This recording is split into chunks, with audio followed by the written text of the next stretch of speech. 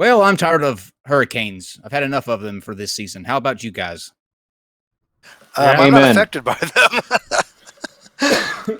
I had the shutters blown off of my house and 3 trees crack right in half, blocking the driveway. Had to cut those out, and power lines down everywhere. It has been a mess. I am actually streaming live from an underground bunker that I built for when the nuclear holocaust happened. So I am good to go. I actually want to know if those are actual shutters.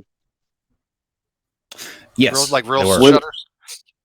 Oh no! They're aesthetic, totally, but they are. Yeah. Faux shutters. Do you notice that the storms are getting worse in strength? I mean, do you think that they're getting worse in frequency and strength, or just in strength when we do have them? Both. Absolutely. Yeah. Global warming. Speaking of which, so we have. I know a lot of you have been asking for us to do a show on global warming. We're actually doing that Friday with Dr. Peter Ward. He will be here to take us through how global warming is affecting the planet. And these are a telltale sign of it. I mean, they are getting more ferocious, especially when they hit landfall. We weren't even actually warned for Michael. Like when Florence hit about a month ago, they had like all kind of warnings out. My phone would just blow up with warnings. Didn't say a word about Hurricane Michael. I mean, they did in the grander scheme of things. It was supposed to be really bad for Florida. I don't mean they didn't say anything about Michael at all. But as far as our area, it wasn't. There was no kind of storm warnings. Let me show you. Guys. I have about 6 of these. Because I am paranoid and I never want to be without access of information, I have 6 of these things. They are actually you can see through that, but it's a power bank. It's like a big battery. And so from Florence, I went through all 6 of them, and I haven't plugged them up. I didn't think I would need to plug them back up. I didn't think there would be a reason to. So I got stuck last night about 10. My iPad, my phone was dead, and I was like a zombie. Like I have no purpose in life anymore. There's no one to talk to. There's no one to fight with on Twitter anymore. I was wondering why you weren't blowing me up last night. Usually it's like all night long we'll get messages, and I didn't hear a peep from him for like 24 hours. I'm like, okay, he's either dead or got no juice. Could be both, but. Well, I'm glad to see that really concerns you, Steve. Like, because when I thought you were dead that time, I sent people to your house. You sent a hot chick to my house. So I did. I don't. You did. You really did. That's just me. You actually sent a really hot chick to come check on me. I did. Cool. I didn't hear from Steve for a day, and I was like, okay, he's not fighting with anyone on Twitter. He's not messaging me really weird theological questions or telling me that somebody is absolutely stupid for holding their position.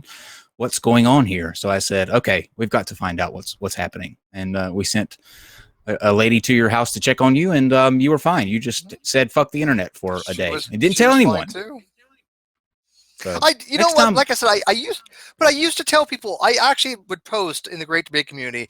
I will be incommunicado for the next 24 hours. Don't bother me. I'm not going to have the internet. And people would laugh at me. They're like, well, why do we care? So I stopped doing it. I stopped because they were mocking me for it. I can't win. Well, at that time, you didn't have a co-host that you did shows with. So it might be a good idea to let that co-host know so he can. Okay. All right. Okay. So we are dearly beloved. We are gathered here today to take part once again in a Flat Earth Friday. I know you're excited. We are excited too. I am going to let you guys know that on the 16th, which is next Tuesday, we have David Packman. He will be with us to talk about here's my list, the death penalty. There's an interesting sect of religious people who follow an individual named Lord Rael. And Lord Rael is, of course, the reincarnation of Jesus. That's what he believes, but he has a huge following. And one of the disciples is going to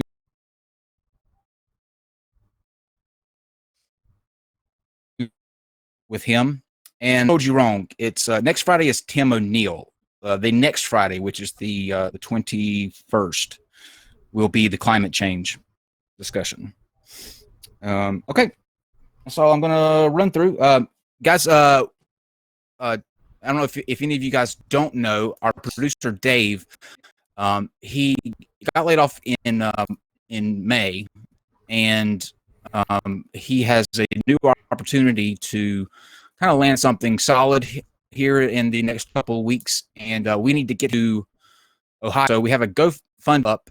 The link will be in the description. If it's not, Dave, you can double check that is there, and if not, it will be there in a few seconds. But if you can, please navigate to that GoFundMe, and let's see if we can help him out and get Dave to Ohio. Other than that, Steve, you got anything announcement-wise before we jump in? Just that I think your hurricane's still affecting you because we didn't get half of that. So I'm going to kind of repeat a little bit about that. The GoFundMe link for Dave. Dave has some things that he's going to go on. He's trying to, I think, he's got some projects to move and to get self-sufficient. And this is a GoFundMe that people have started to kind of help him along with that. The video that's in the video description. So in case you missed what Kai was saying, because I didn't hear it. Yeah, it may still be affecting me. I'm not sure. Yeah. All right, let's dive into it then. Let's do it. Let's do it, Flat Earth. Kroon. Yes. Dr. Kroon rejoins us. He is the astrophysicist that told us all about the exoplanets and the exploration therein. Dr. Kroon, welcome back. Thanks for having me. Sure. And also returning is the Plain Truth. He was with us when in a discussion with at that time, it was Christian anarchist. He now goes by Reformed Christian apologist, but we had the What the Hell episode. So welcome back, Plain Truth. Hey, thanks for having me. I appreciate it. Thank you. Absolutely. And we'll start out with you, Plain Truth, and we'll ask you this question. Can you give us your best evidence for why we are living on a flat Earth and not a globe? Sure. I think that it's going to be pretty basic. My approach is to, I think, talk about the simplicity, the logic, and the common sense approach to understanding the world that we observe and experience.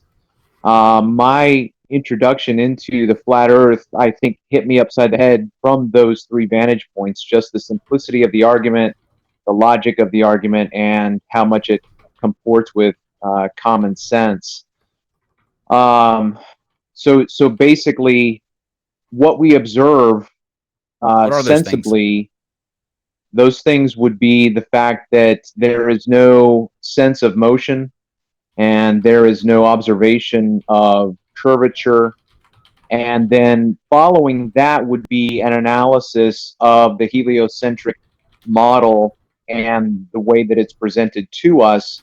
If we simply think about it logically, simply, and then also with common sense, those three things, I think, add to the flat Earth approach. Okay, that's about it. I mean, it's basically that simple. Okay, you want to take those points, starting out with the there's no feeling of motion as we're spinning through space. Okay, sure. Well, in terms of when we talk about inertia or even centrifugal force, those things are sensory experiences that we have in this world. We know what centrifugal force is, we know what inertia is, and yet when we are trying to understand the fact that we are supposed to be moving in the way that we are according to the heliocentric model, those things are not detectable by our senses. And if we look at some of the basic arguments I'm sure you're all familiar with, the arguments from Airy's failure and Nicholson-Morley, those kinds of scientific approaches are demonstrations that those attempts to detect motion failed. Okay, Dr. Kroon. Okay.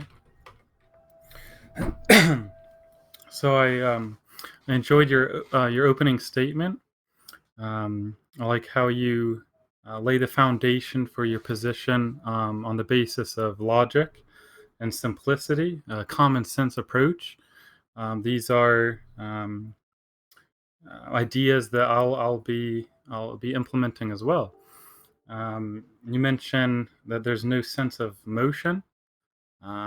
It sounded like after that you kind of said that we shouldn't feel motion. And then you talked about how there's no observation of curve, but there certainly are hundreds or thousands of very clear, unambiguous observations of curve if you simply look. Um, and then you said that an analysis of the heliocentric model is illogical and not simple and does not conform with what you call common sense. Not 100% sure what the details are on that. Why you think that a highly successful model is not simple or not logical, or how those things are relevant. Because remember, the universe doesn't care if we find something to be simple um, and logical and easy to fit in our mind. Um, you mentioned the Michelson-Morley experiment, which was not an experiment to show whether or not the Earth was moving or spinning. It's like the most common flat Earth argument that's just is just completely irrelevant, essentially.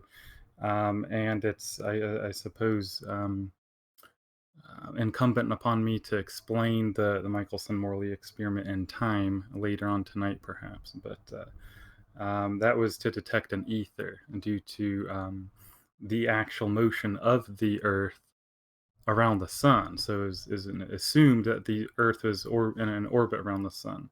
And they're trying to use that motion that they knew for a fact that was reality in order to measure if there was this proposed hypothetical substance called the luminiferous ether. So it has nothing to do with the flat Earth or the shape of the Earth or anything relevant for tonight. So I'm looking forward to getting into more details, though.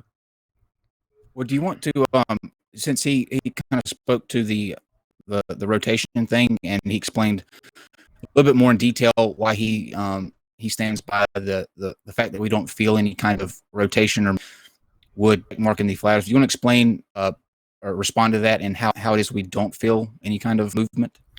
Yeah, so if you were to, well, first of all, it's a little silly anytime someone uses their own human senses to measure anything. When you're talking about science, literally the last thing you should ever rely on is any sensory input of the human body, because it's not objective, it's not accurate, it's not something you could calibrate. You don't have a number pad on your shoulder that has little numbers and digits. Oh, I feel this. Like, where are you basing your senses on? Anything qualitative? Certainly not quantitative, first of all. Second of all, if you remember from high school physics, the equation for centripetal acceleration is v squared over r. R is the radius of the spinning body, the sphere or circle. It works in either case, and v, which is the linear speed on the outer edge of whatever's rotating. V squared over r, if you actually calculate that in terms in SI units and compare it with the gravitational force of acceleration, the little g, 9.8 meters per second, and you do a ratio to see what fraction of a g is a result of due to centrifugal motion in the opposite direction due to the spin of the Earth, and it's something like 283 to 1. So it's almost 300 times smaller than this always present pervasive force of gravity. And here's the thing, even if that ratio were larger, we spend our entire lives in it, we wouldn't notice it. There would just be some modified g that we would call normal. It would be, I mean, you can't sense individual forces, two vector forces you can only sense if you had the capability to sense the vector sum. So you'd only feel the sum of the gravity pulling you downward and the centrifugal force attempting to push you upwards or fling you off the surface. So it's just illogical and a senseless argument to say we don't feel motion. Well, of course you would. Why would you? I've wondered this for months as I've been on time and time again watching flat Earth debates. Why do you think you should feel motion, and why do you think that you're capable of feeling motion? I don't understand why that is even a thing. To be frank. What else was on the list? Let's see here. So we'll start. We'll let him respond to that, and then we'll come back to Good. answers. Okay, Plain Truth. Let me just ask you to reiterate. I was trying to write down what you were saying and listen at the same time. You said something about the universe not caring whether. Can you restate that again real quick, please? I was saying, the universe doesn't care if the laws of physics are easy or make sense. If you've ever taken nonlinear differential equations or quantum mechanics or electrodynamics, these are difficult differential equations, the solutions of which you seek are exceedingly challenging to obtain. There are a number of tricks that you can implement to solve them. And it was just a little cheeky sort of statement that you'll hear college professors say. The universe doesn't care if the equations are hard to solve. That's just the way nature is. So I forget the context in which I stated it. All right, that's fine. I guess my response to your incredulity about our being able to sense motion is to be incredulous myself and think, why would you not think we were able to sense motion? So if we are talking about something that I think is real, which is centrifugal force, I can feel that. I can feel inertial force. I can feel that. I can sense that. So am I missing something in terms of what you're saying about why I would think that I could sense motion? Well, in the sense that first of all, sure, you could sense inertial forces. If I subject you to an inertial force and ask you to tell me what the number, what exactly was the magnitude of that force, using an actual number, and how many sig figs and how many decimal points would you be able to answer, assuming that I know out to 100% accuracy what force I'm actually preparing in advance to apply to you, and then say, okay, please tell me what force I just applied to you. Could you do that? If you touched my face, I could feel that. If you touched my shoulder, I could feel. I'm not sure. Again, this seems to me to move outside of simplicity and bring in the metaphysical, theoretical mathematics of your field. So, if you're going to ask me how much pressure you're putting on me by poking me in the shoulder or slugging me in the gut and asking me how much force was that, well, sure, I'm not going to be able to give you a specific number, but I am not also going to be able to talk to you for a few minutes while I catch my breath, because I certainly felt the punch to the gut. So when you say something like, I don't know how you can say we should feel motion, we have now qualified that to a certain extent to where, okay, we're actually not talking about the simplicity of feeling motion in and of itself. We're talking about quantitative and qualitative issues that need to be numerically represented. And that's not my argument. Sure. What I was getting at, it all hinges back to the originator of all this, is the whether or not we should be able to feel motion. I stipulate that the Earth is a globe that's spinning and revolving around the sun. You say it's completely motionless and flat.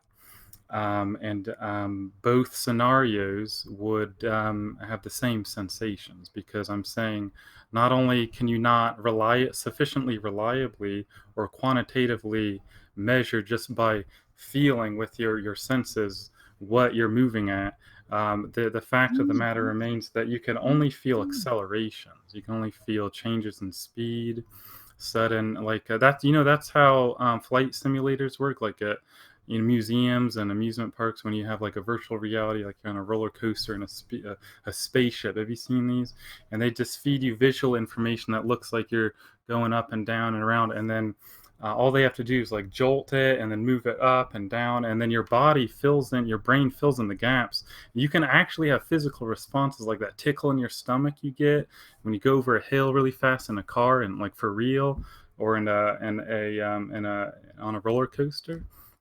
So what they're doing, the engineers realize the way that psychology works and sensory input is processed in the brain, especially when it's paired with your vision. That's the key to this, because you look out and you don't see anything spinning because you're spinning with it. So that's the other half of the equation we haven't got to yet. But suffice it to say that these engineers of these virtual reality rides exploit the fact that you only feel minor jolts and changes in your angle with respect to the ambient gravitational field, and sudden jolt. You're feeling acceleration. Your body fills in the gap and serves up to your consciousness this narrative that you're on a spaceship or a roller coaster, or whatever the ride may be.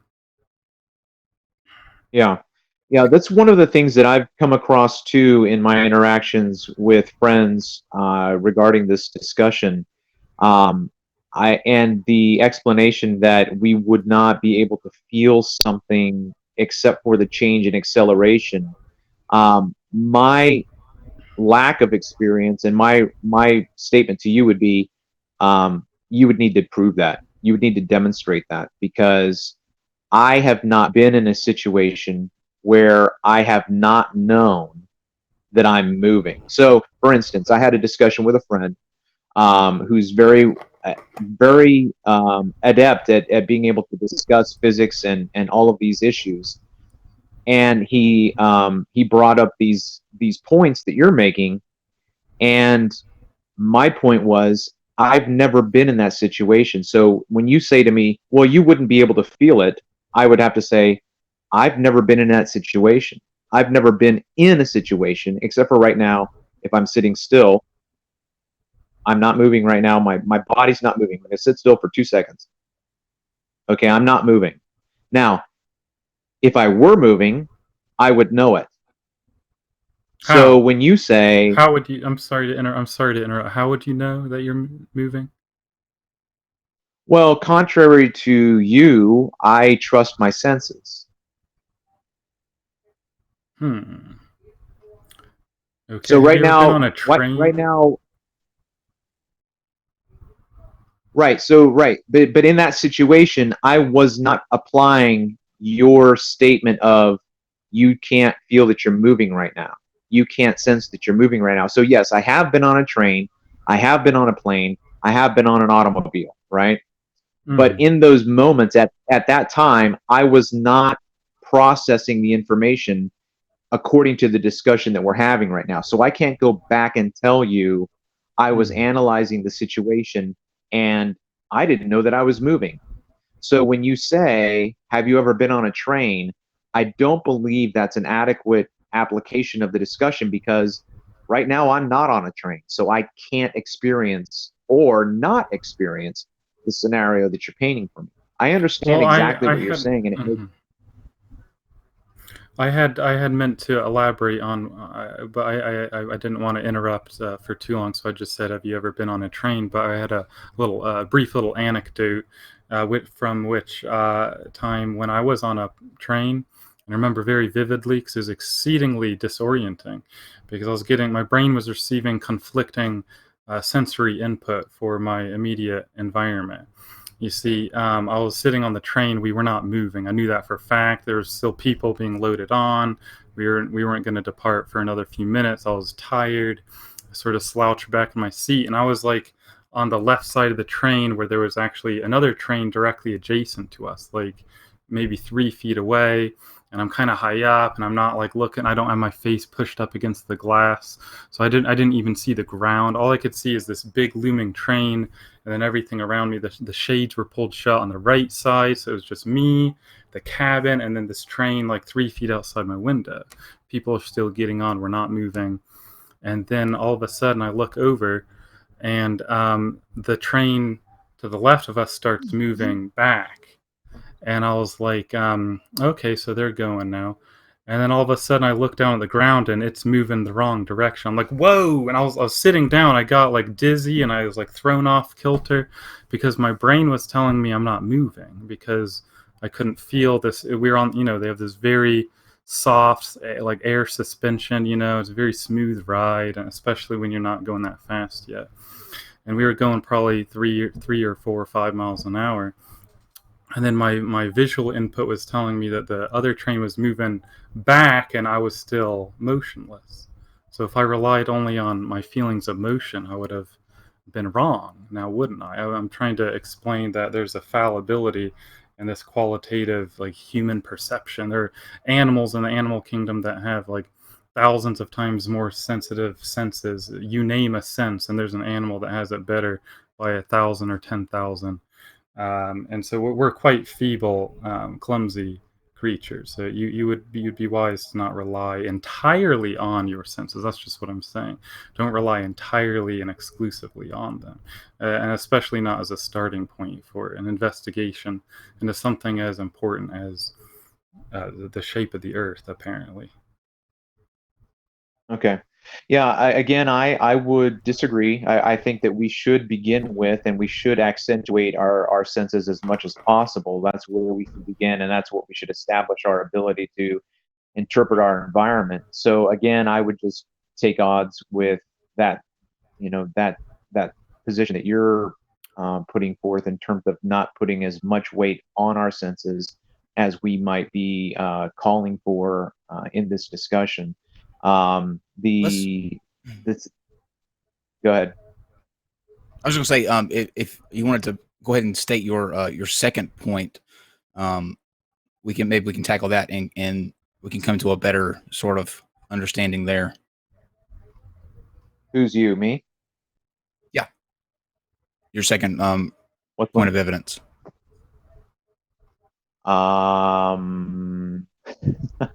So the first point would be motion. The second point would be no curvature. Is that what you want me to do, Kyle? Yeah, curvature. Mm-hmm. Okay. All right. So again, if I am going to address the heliocentric model is the model that puts forth the proposition that there is curvature. And I would venture to guess that all of us were told in middle school that the reason why we can't see or observe curvature is because of the size and the enormity of our planet. And the analogy is that imagine that you're an ant on this huge ball, and you're so small, and your ability to see only certain distances and determine the ground in front of you is all that you have. You're not going to see the curvature. I think that is a nice word salad, metaphysical, theoretical explanation that ultimately works against our determination to try and determine if there is any curvature. So, for instance, or by way of analogy, remember in the Truman Show when Truman stood up in his class in middle school or whatever, and he said that he wanted to be an explorer like Magellan. And his teacher said, "Oh, I'm sorry, Truman, everything's already been discovered." Now, what did that do? Right? That told Truman, there's nothing for you to do. Don't even try. And so when we're given that explanation that you're an ant on a big, huge ball and you can't figure it out, so don't even try, that is a huge will to power over the mindset of a student. And that student will pretty much capitulate to that paradigm. So my perspective again is, yeah, There's no observable curvature. And the reason why we say that now in this discussion is because if we're going to try and determine the curvature, there is a measurable determination of the curvature of the Earth. The Earth is a certain circumference that can be measured. There is an equation. And okay, what we have in terms of our observations, those observations go against that equation. It doesn't match up. Okay, Dr. Kroon? So, I love the Truman Show. It's a funny movie. It's fun that you brought it up because is a little comic relief there. It wasn't relevant at all, except for you did make a point that I would like to disagree with first before I get into any geometry. You see, when you brought up the teacher saying that to Truman, to Jim Carrey's character, that, oh, it's already been discovered, like there's no need to go out. See, like I'm actually a teacher. Like you may or may not have known that I'm an actual physics teacher, and I know a lot of teachers, and I know a lot of physics teachers, and I know a lot of college physics professors. I know a lot of these guys. Not a single one of them has ever said that or has any intent. I'm not saying you said that. I'm just saying the narrative you were implying is patently false. In fact, it's the contrary. I myself try every day to inspire these kids to seek wonder and awe and the beauty of the natural world as it exists in reality, the reality that we know it to be, and to go out and explore, learn, make discoveries. The world is your oyster. And I give examples of how I've done that in my own life in my younger years and continue to attempt to do so in my current career. And so, yeah, I just wanted to throw that out there real quick and then come full circle, if you will, back to your statements. Can I respond to that real quick? Sure, go for it. Yeah. I'd be curious as to if you could reiterate my point in bringing up the Truman Show analogy. What was my point? You were talking about Magellan exploring and how essentially we are told or indoctrinated by the powers that be, this nameless, faceless they, that brainwashes us into believing that we're on a spinning ball when in fact we're not. And so they coerce us to avoid any sort of exploration and all that jazz. Okay. I tried not to use loaded terms in my answer earlier, and so I didn't use any powers that be. I didn't use indoctrination. I didn't use they. I didn't use brainwashing. My point was because I was told, and I have had people respond to me, which means they were told, you're like an ant on a huge ball that you cannot determine the size of. What my point was that information plays a role in affecting a person's determination to particularly try and determine. Why would I try to determine the size of the Earth if it's impossible? It's impossible to determine the size of the Earth. It's impossible. I'm saying, what? Yeah, that's the point. That's the point of the statement. You're like an ant. You can't. You think because we're on a huge globe that's 25,000 miles in circumference, you're like an ant. I'm trying to say to you that kind of rhetoric is intended to communicate something. That is, you can't do it. Now, I didn't also say any. I also didn't say anything about you or your colleagues. I wasn't trying to smear your ability or your approach when you teach. That's not. I was not disparaging you in any way. Okay, but you brought that up as a point against So it didn't follow. I also said I know you didn't say that when I was saying it. I was making my own point because Right, but you don't have to but my point explicitly is that state something. You're implying a narrative. One at a time. Okay? You're implying a narrative. Right, Okay, but listen to the fact that, just real quick, listen to the fact that you said, I know you didn't say this, but, okay, first of all, that completely negates what you're about to say. I didn't say it, so don't bring it up. Dr. Kroon? You said it in different terminology. This whole ant on a 25,000 mile circumference thing, and you can't determine its size. Let's get back to let's get away from let's do this. Let's get away from the movie analogy right now and focus on the actual science at hand and the actual the curvature of the Earth and how it can be demonstrated scientifically. Dr. Kroon, do you want to speak to how there is a way that you can actually do that? There's so many. I'm sure you're familiar with the Eratosthenes experiment, where you put a stick in the ground at noon, like on the equinox or whenever like the sun is directly overhead for that latitude, and then you measure the angle that a stick at the same longitude at the same day, like 700 miles north or 100 whatever. You know that linear distance. You know the angle. It's geometry. He did this calculation a long time ago and got it pretty accurately. I think he was within like 5 or 10%. That's just one of hundreds of observations you can make. You can measure the circumference of the Earth pretty easily. So would you like to respond to that? Can I address that before we move on? Yeah, sure. Please. Okay. So let's say, for instance, because we're doing just straight trigonometry. Let's say that I put a stick in the ground, and it's at noon on Monday, and I measure the angle and whatnot, and I measure my elevation, I measure my longitude and latitude or whatever, my position.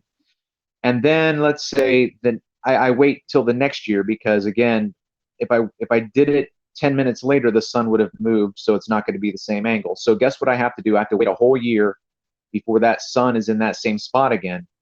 So the next year, I plan to, at the same time, but in a different location, put a stick in the ground. Now I'm 500 miles away from where I was before. It's the same time of day. Now, I put the stick in the ground and I get a different angle. I am not going to be able to determine that I'm on a curved surface because the angle is different. What I'm going to do, because it's straight trigonometry, and straight trigonometry deals with lines and angles and no curves, is that I have now moved away from the source of light. And so that angular change is the reason why there's a difference in the angle. Not because there's a curved surface. Because when we do straight trig, you don't get curved surfaces. I disagree. Well, then you'd have to do a demonstration of how you get anything curved from straight trigonometry. So what do you mean, straight trigonometry? Did you just make that up like everything else? Can you define that I'm sorry, for what us? else? Because I don't know what that means. He's making up new math, I guess. I don't know what that is. Is that like is that heterosexual trigonometry of some kind?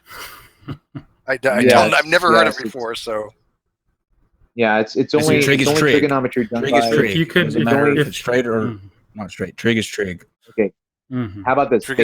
Basic trigonometry. Okay, we're measuring angles and lines. I put a straight stick in the ground. If I measure the angle and I measure the lines, I'm not going to get a curved surface. Why? Because a triangle has straight lines and a 90-degree angle.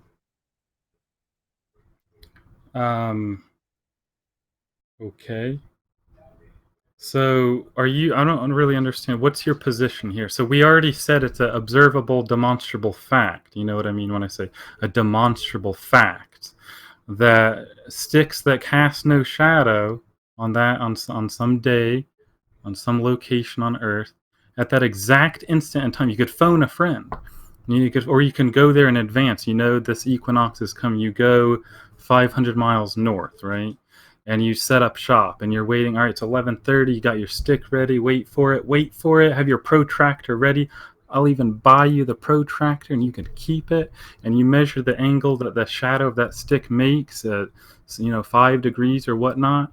And you know at that instant in time, the exact same stick, sticking out exactly perpendicular to the ground, back where we started, has no shadow. So how does that not mean that the Earth is curved? I mean, this is a classic. It's an ancient experiment that was done, and it's been repeated over the ages. How are you saying that that's not a curved Earth? All right. Let's imagine that it's sunrise, and I've got a stick in the ground at the beach. I'm at sea level. The sun has just come up, right? Okay. I measure the angle. You're out in the middle of the Atlantic Ocean, and it's noon for you, wherever it is, it's noon for you. So for you, your stick that's on the deck of your ship has no shadow. But right now, you're talking to me on the phone, and you're saying, okay, you've got your stick in the ground? I say, yeah. I said, the sun just came up. You're like, it's straight overhead for me, bro. And I said, yeah, the sun just came up for me. You're like, great, measure that angle. Good one. See, that was a non-sequitur. So you change it to a longitude, change in longitude at a constant latitude. Please refrain from non-sequiturs. We're talking about constant longitude at a different latitude. That's what we're talking about here. The Earth is spinning. Although I understand if you didn't accept that as part of reality, that's your position. But the Eratosthenes experiment only works when you're looking at two different latitudes, north-south, on the same longitudinal line. What you described was the exact opposite. It doesn't work there.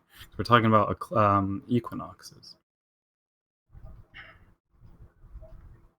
So do you want to sort of reel it back in and get back to the Eratosthenes thing, or do you want to move on to the next topic? Yeah, okay. So my only point is that your whole model of talking about longitude and latitude presupposes that you're on a spinning ball. So I would reject that to begin with, because I don't accept that model. The Earth is flat. It's not a presupposition if it was demonstrated. Like, what do you mean? No, They were trying to they're trying to measure the circumference of the Earth, and they noticed for years, decades, that they were looking down at the bottom of a well to get, water to drink, and they noticed they catch on, they pay attention, unlike the Zetetics, that it casts, you can see all the way to the bottom of the well, and there's no shadow in the way, like an oblique shadow, off the walls. And so Eratosthenes was like, hey, how come no one's been looking into this? Let's, no pun intended.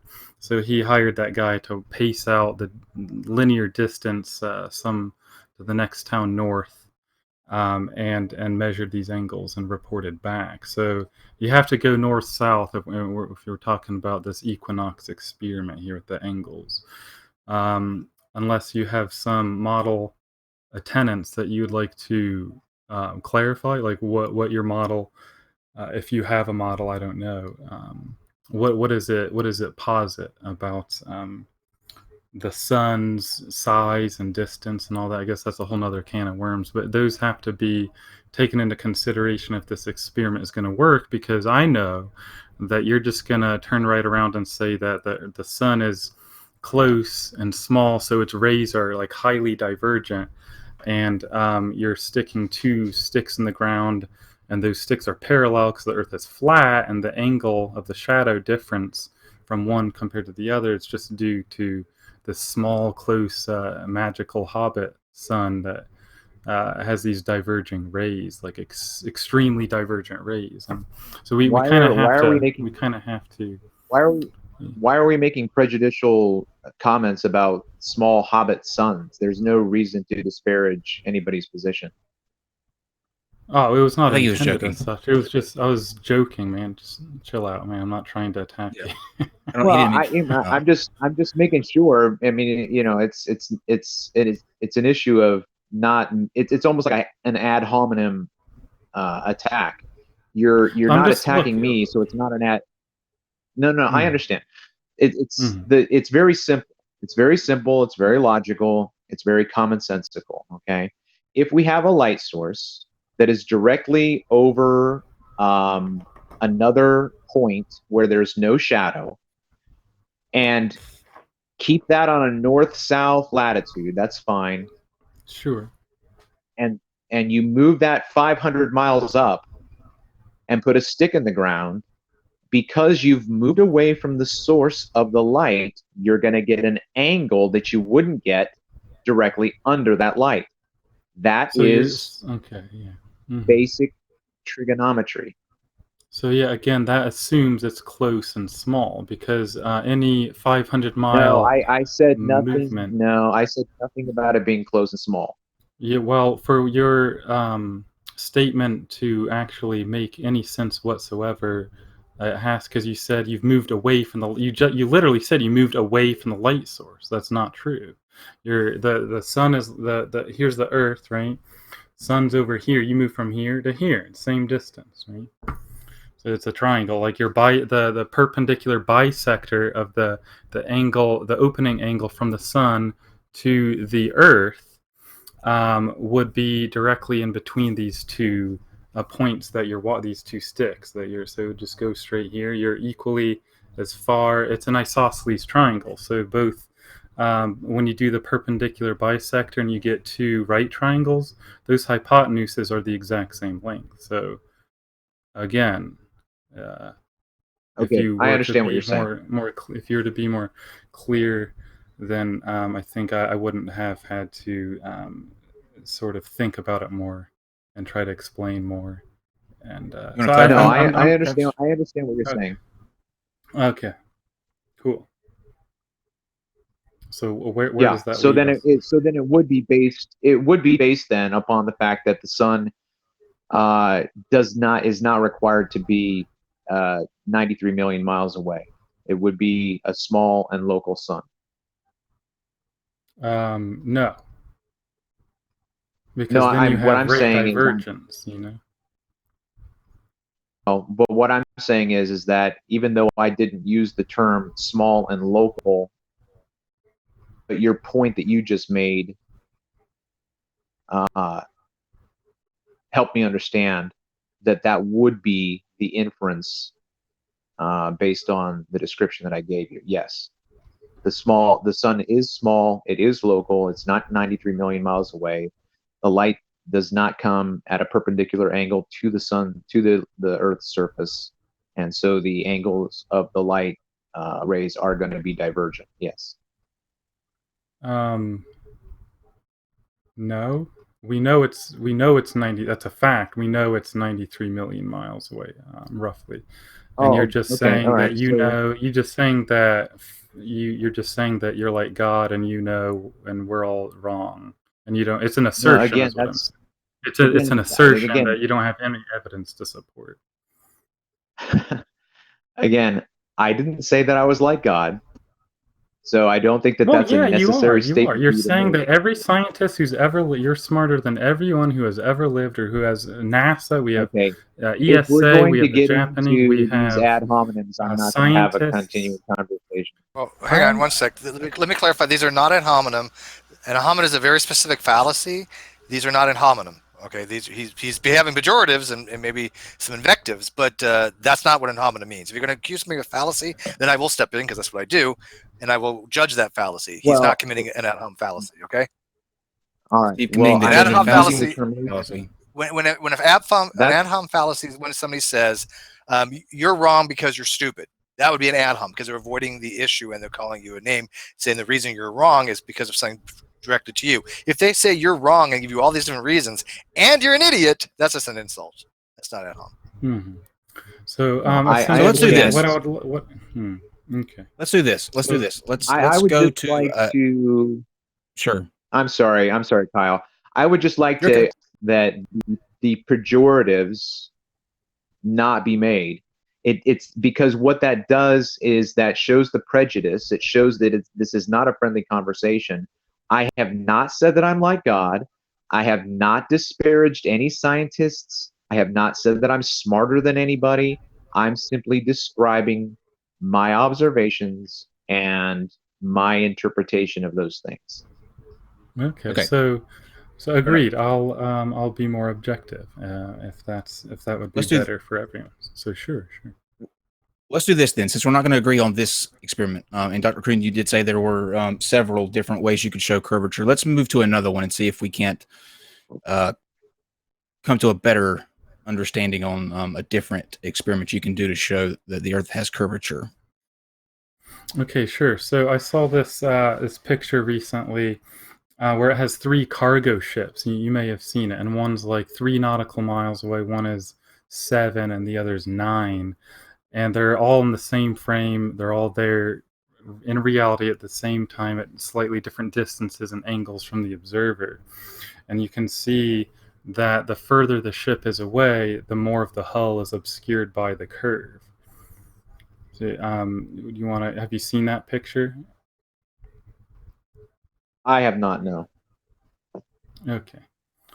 So I'm suggesting that this observation that anyone could make under similar circumstances would be observational evidence for the curvature.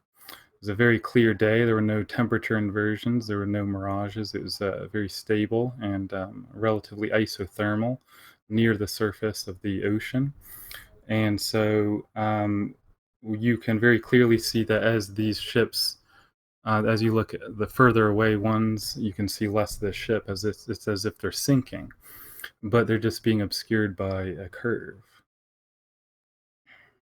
Okay, and so my question would be, was this an experiment? Is a picture that was taken. All right, but you seem to have had knowledge about temperature and everything else about that day. So did someone take a picture and then write down all of this observational information so that they knew what height they were at, they knew what distances these ships were at, they knew what temperature, they knew what what the water temperature was, what the air temperature was, because you seem to have some pretty specific information which would then seem to also support your interpretation that it's got nothing to do with atmospheric distortion. So that's why I was asking if it was an experiment. Okay, sure. So whenever there's atmospheric distortion, you can see it. You'll get these little curves, like at the edge of the boat, it'll disappear, like just a little piece of it, like there's a sliver missing. Also, that's very wavy and miragey. I'm saying that those optical effects were absent. It's obvious just from initial inspection of the photograph. The distances to the ships were obtained through other techniques, of which I am unaware at this time.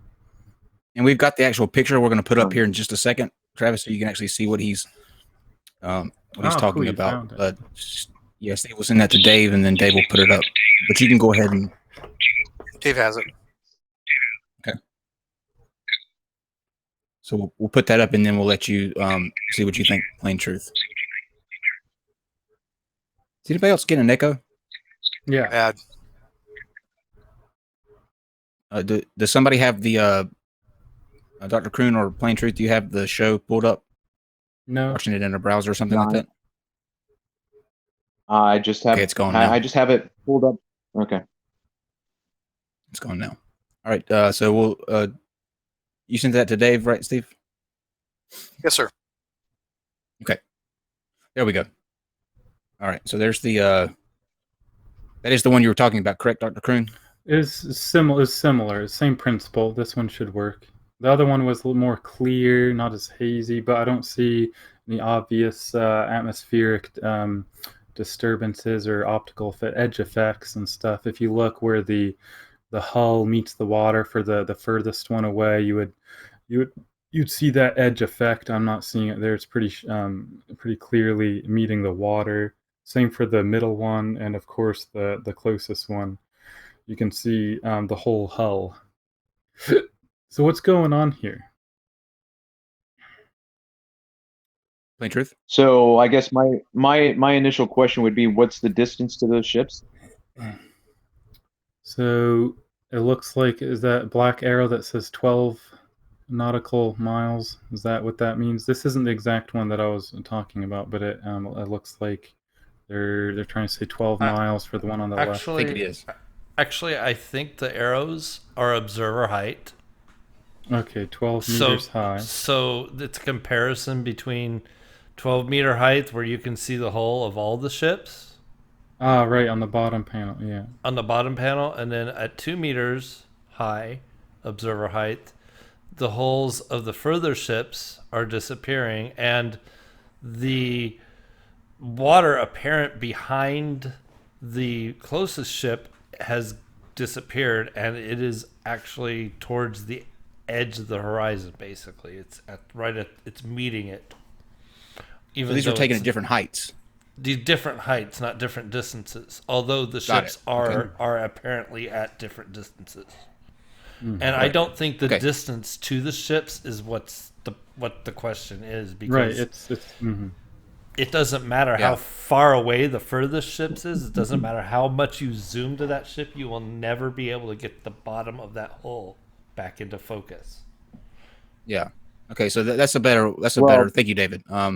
So if you're standing at different heights, these pictures were taken from different heights, obviously. So what is your explanation for, if we were on a flat Earth, why that would give you such stark differences here? Yeah, again, I would disagree. I think that the distance to the ships is actually very important for us to understand what we're looking at. The issue with the viewer height is just an issue of perspective. I think that we've all observed things that if we lower our eyes to the ground level, we can only see a certain distance in front of us. And then if we stand up, we can see farther into the distance. That doesn't mean that we're seeing over the curve. That means that we are changing the angular view of our eye's ability to see into the distance. So if you've got a shorter view on the top frame, which is 2 miles or 2 meters, I don't know what that means. Is it 2 meters? And then you go up 12. Okay, so then if you then go up 10 more meters, you're now increasing the distance that your eye is able to resolve. There are a lot of guys out there more adept at being able to describe this than I. Good Times for All is somebody who just put out some great videos on this very discussion. Good Times for All, that's GUDTIMS, the number 4 ALL, where he's describing this very thing. He's describing our eyes' ability to see and resolve things in the distance due to angular resolution. So I'm very content with saying that the reason why we are seeing less of the ship on the top frame is because of the is because of our eye's ability to resolve what it's seeing. Can I say something? Somebody who's actually spent more time. One second. Let me just hold on. Just let me say this. How can we trust the guy that you just recommended on the science of this stuff if you can't even spell good right? Plain truth. I understand. I totally follow you. Yep. No, that's good. As somebody who's been in the ocean and seen this happen on numerous occasions, as Dave pointed out, you can use any type of mechanism you want. You can use a laser sighting, you can use a camera, it doesn't matter. Once it goes over that edge, it's no longer having anything to do with your eye. There's not even a laser beam you could shoot that would strike that for targeting situations. How do you explain that on a flat Earth? That has nothing to do with your eye. If I want to launch a missile, right? And let's say it's a tow type thing where it has a little cable and it's a torpedo, and I want a direct line of sight. It has to curve to get to the target. If it's a missile and it's direct line of sight, let's say I would ping it with a direct laser. If it's over the edge, like it is, how would you explain that on a flat Earth? you're bringing up variables that we would, I think, have to put into practice, Steve. So, I mean, I hear what you're saying, and the only thing I can say is, okay, let's get on the beach and do it, man. Dr. Kroon, did you want to respond to anything that Travis said just a minute ago? Yeah, I mean, well, first of all, what Steve brought up was an excellent example of how you can separate the two possible scenarios, I guess, whether it's like flat and it's just like perspective and the angle. I mean, like you could get higher resolution camera. You know, I do photography, and if you get a really high resolution thing, a really high resolution lens and all that stuff with a longer focal length, your image scale will be better.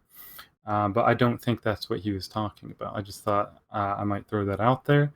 But the thing that Steve brought up is fantastic, because you can have something like even a drone that's capable of maintaining an exact height above the water, like let's say 2 meters, and it just flies straight out.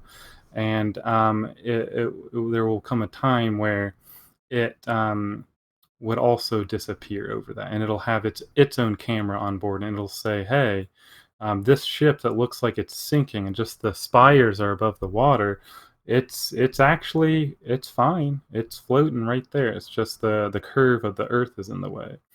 And when you go higher up from your vantage point, and then you can see it, because of trigonometry, now you're seeing over that curve. So I think this is an excellent example of curvature, and the flat earthers, their mantra, show me the curve. Well, we show it to them, then they goalpost us and move that goalpost back and say something about perspective. No, it's not moving the goalpost. It's not moving the goalpost. It's trying to bring into the discussion something that we don't believe that you're taking into account, and that is the significance of perspective. So I'm gonna say it again in terms of that picture. I would say, because we are talking about something that we believe can be measured. Do you believe? Let me ask the question. Do you believe that the curvature of the Earth can be measured? Yeah. Okay. So do you believe then that we can determine how much curvature should happen at 5 miles? Yeah. Okay. Then I do believe that determining the distance to those ships is an important factor. And because I don't know what the distance was to the ships in the pictures that Kyle put up, I can't give an educated response. Well, if I may just remind you that the reason why there was 2 panels is because there's only one variable that was changing, as the observation height. That was so you keep everything else constant, so that you can only study the effect of changing one variable. It's a technique that you might use whenever you're taking observations or doing an experiment or whatnot. Scientists do it all the time, controlling the variables. So that's sure, distance matters in an absolute sense. If you hold the height constant, that's sort of the flip side. But I believe that, as Dave explained earlier, that just this picture by itself was demonstrating that you could see over the curve, and on a flat Earth, you would be able to see from Shanghai to New York, because it's flat. You can see all the way across the whole world if the air weren't a problem. I'm sorry. Wait, no, wait. I'm sorry. Can you go back and say that very last thing you just said? What was the caveat? If the air were a problem. Yeah. I mean, that's an absolute unfortunate comment to make, because that's not the world we live in. We live in a world where atmospheric distortion is a reality. We cannot see indefinitely. Why can't we see indefinitely? First of all, the limits of our eyes. Second of all, the distortion of the atmosphere. So one of the most common and frustrating things for me to hear heliocentrists make is the comment that you just made, saying that we should be able to see over vast distances. No, we shouldn't. There are too many variables of obstructions in our way. Land masses, buildings, mountains, trees, atmospheric distortion. So no, we should not be able to see indefinitely. Well, there's no obstructions between us and these ships, and you can clearly see the curvature. How do you explain that, though?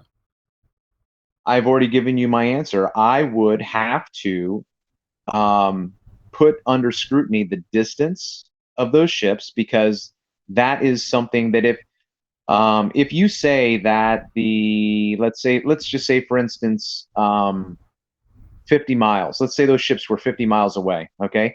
At 50 miles away, there's 1,400 feet of curvature. Those ships wouldn't be able to be seen at all. So what I'm saying is that distance does matter, because I'm going to have to analyze your model according to your measurements, and I'm missing an important variable.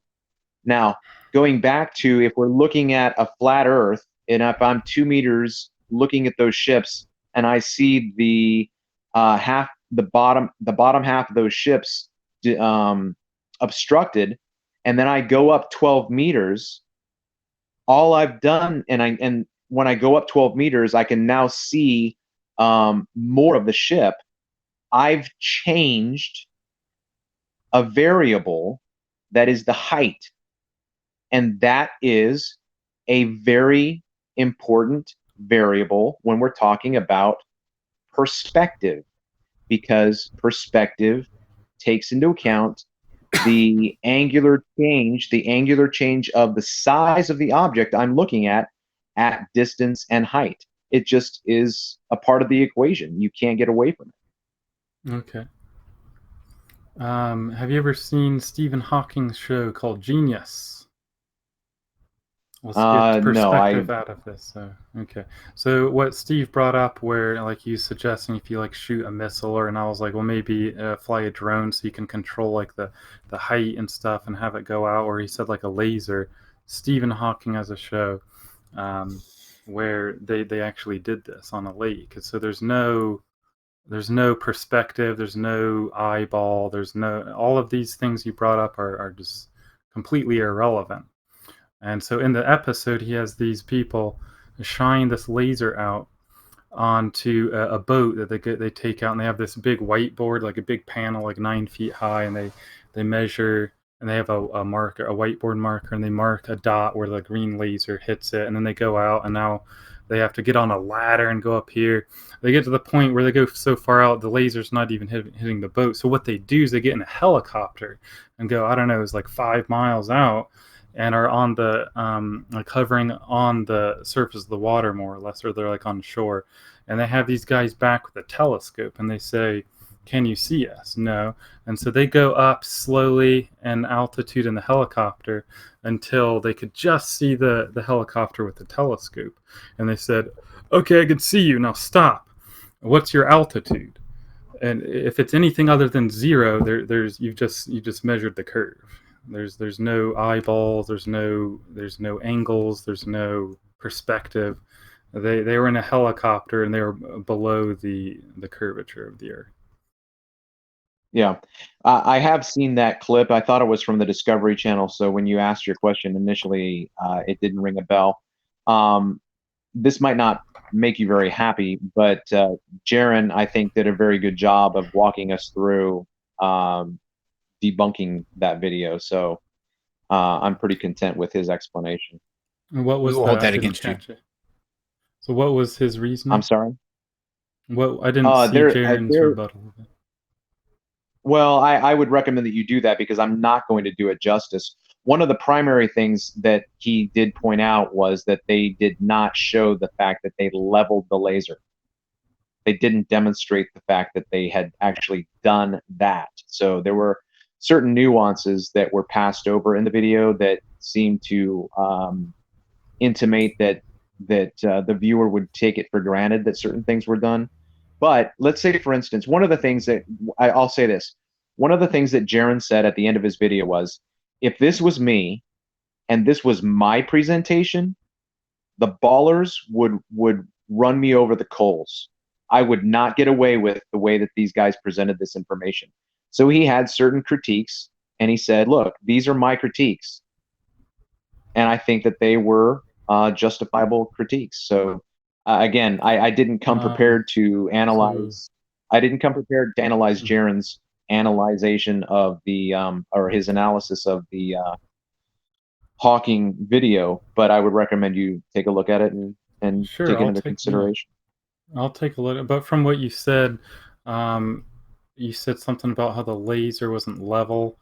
I don't know how Jaron knows that to be a fact. That's an assertion, if I've ever seen one. Well, And because second of all, there's the in the video they don't make the point of saying, okay, we are leveling the laser. This is what we've got. This is our height. This is the angle. That's the critique. That's how he would say, or that's how I would say he knew that he could make that critique because it wasn't in the video. And the narrative, But they all I state can very say clearly is, that they leveled it, though. So it was level, though. They said that in there. In the narrative, if you the listen to the problem, narration. right? Sure. Yeah, the problem with what we're doing right now is that I can come back with other video presentations, say D Marble's presentation of laser sighting over 7 miles. FE Core has a project that they worked on over a frozen lake in the Eastern Europe, and it was over a vast distance, and they've got laser sights. The Mark Sargent and those guys went with the National Geographic troop down to the Salton Sea in Southern California. So there are other counter videos that we can throw at each other where we go, look, this is what we have here, and then you can say, well, this is what I've got here. So it's a bit difficult to come down hard and fast and say, yep, you got me on that one. Well, if I would just say one other thing, well, two actually, really quick. The helicopter is one of the second part of that demonstration that doesn't rely on a level anything. So I didn't catch that part. You were saying Jaron was able to debunk the helicopter too. He tried explaining away the laser with saying they didn't state on an entertainment show the exact procedures they used in this. Although I didn't catch the part where you said Jaron said that the helicopter thing doesn't work. Am I remembering that right? I'll watch the video later, but did you say that Jaron had an explanation for the helicopter? No, I just basically said that there were certain variables in the presentation that he took to task. I don't think that I named the helicopter specifically, okay. But like I said, I didn't come prepared to regurgitate Jaron's analysis. Sure, no problem.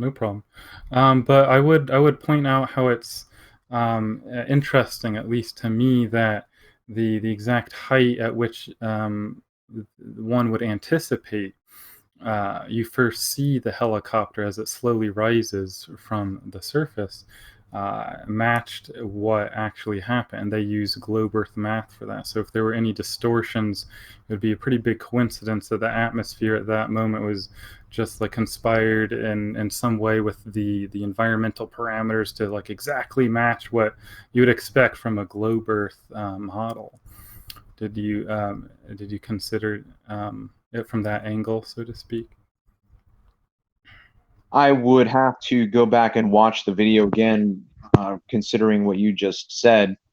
To me, though, that's so different than the Andrew Malecki shot of Chicago from Michigan. And we've got a clear line of sight to the Chicago skyline, and yet we're told that it's a mirage because all of those factors just happen to work out perfectly at that particular time of the day to actually bring the skyline back up perfect, not part, but completely into view. So if we're going to special plead, if we're going to special plead one way, we can always special plead the other way. It seems very convenient. Well, I don't think that's really special pleading. I'm just saying it's noteworthy, right? I wasn't throwing anything in your face, and I'm not saying you are. But I would, if you want to talk about the Chicago skyline, I would ask you about how, if you were to try to isolate the exact variable, the exact governing like mechanism for our observation of a skyline, if it really is due to the curve of the Earth, or if it's due to the mirage, I would simply say, what if you were to consider the fact that sure, the atmosphere changes, and you can have a mirage one day, and then the atmosphere is doing something else, and you don't have a mirage. And so, how is it that you're just ignoring the fact that there's still a curve there, whether there's a atmospheric effect or not? We could take both of these into consideration. We know the math; it's not hard, at least not when you have like a computer and a calculator and measurements. But you can take into consideration refraction and the curve and say what do you expect to see, and then you'll see exactly what you expect to see. I mean, I'm not really sure how the mirage is. What your point was with that? And after this, let me just say, Travis, before you respond, we're going to switch gears after you respond to this, Travis. So kind of make any points that you want to on this particular issue now. Okay. I suppose my response to that would be that the calculation for the curvature would eliminate the skyline from being seen at all from that distance. So it's convenient.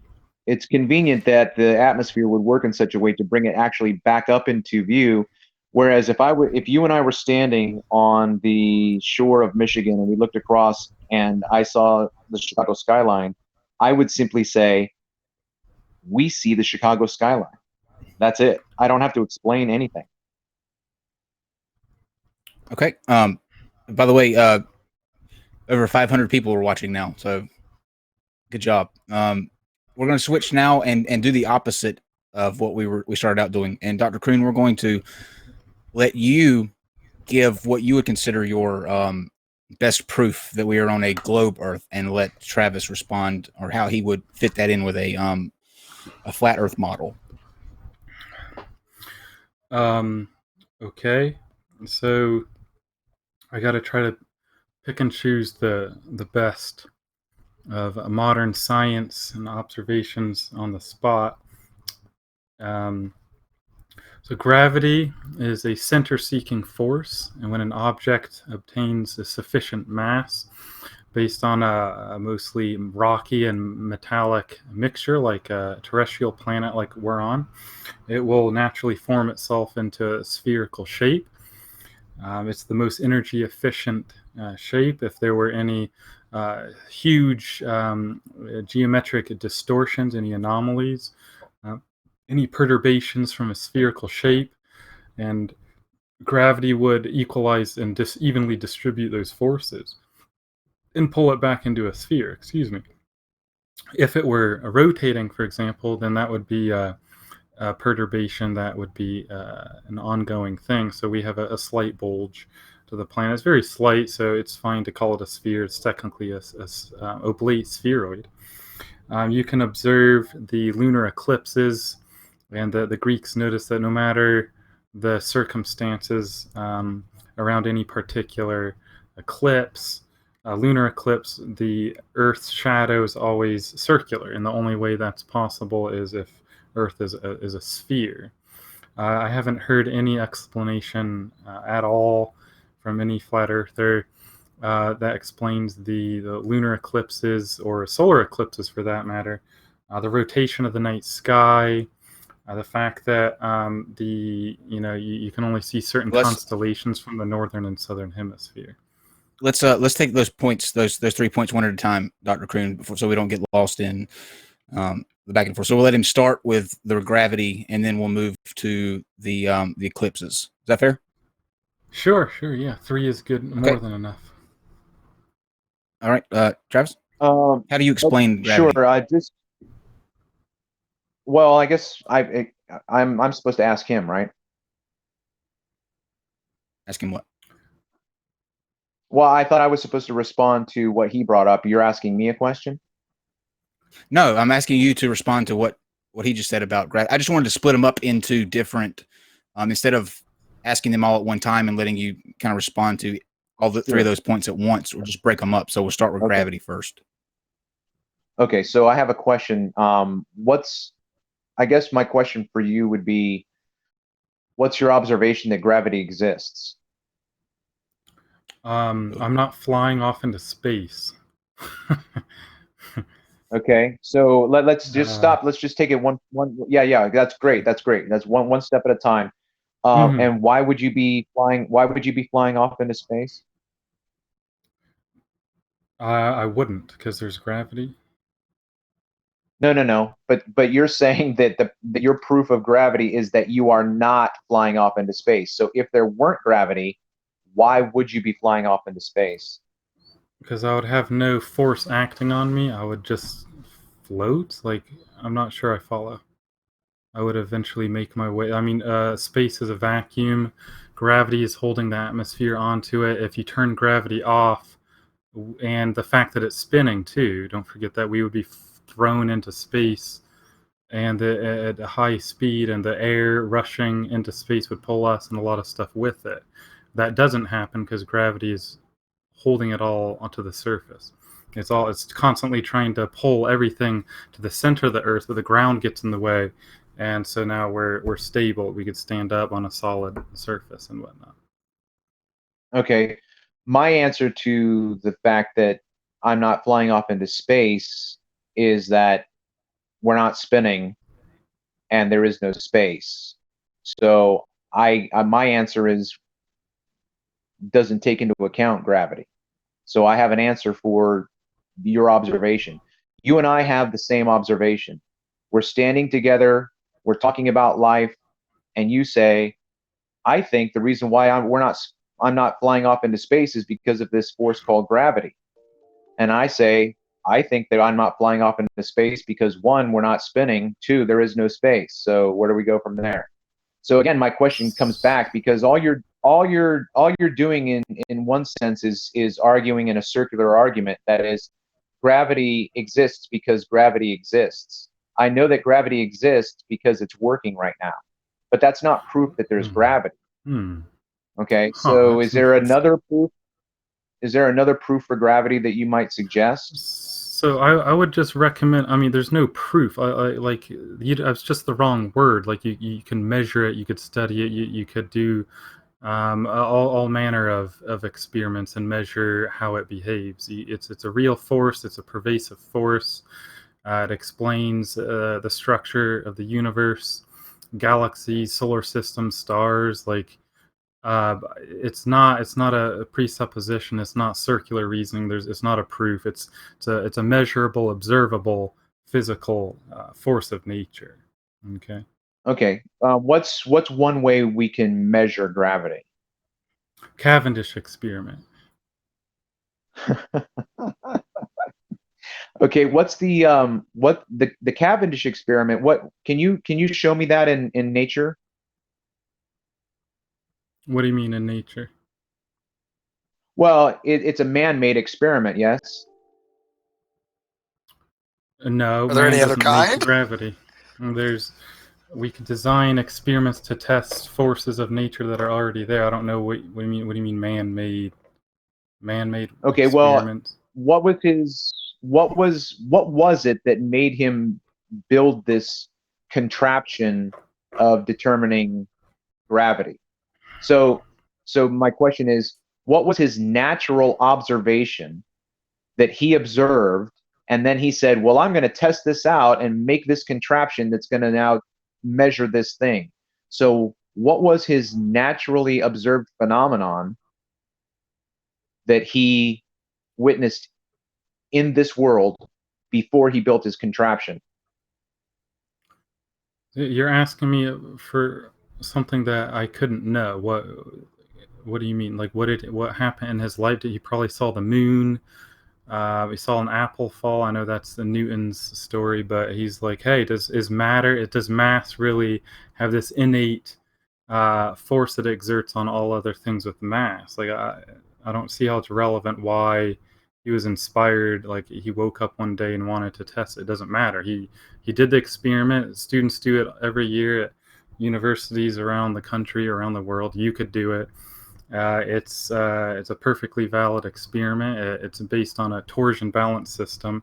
The lengths of the rod with the sphere, the masses on the end, allow one to sort of amplify the effects of gravity, because you're talking about a torque on an object at a lever arm, and so you can more readily discern minute changes in its position due to, say, a force of gravity acting on it from the other sphere. And the cool thing about it is it's measuring a horizontal gravitational force. So we have this pervasive gravitational force we're in. We can't escape, not practically anyways, and certainly not just to do this experiment.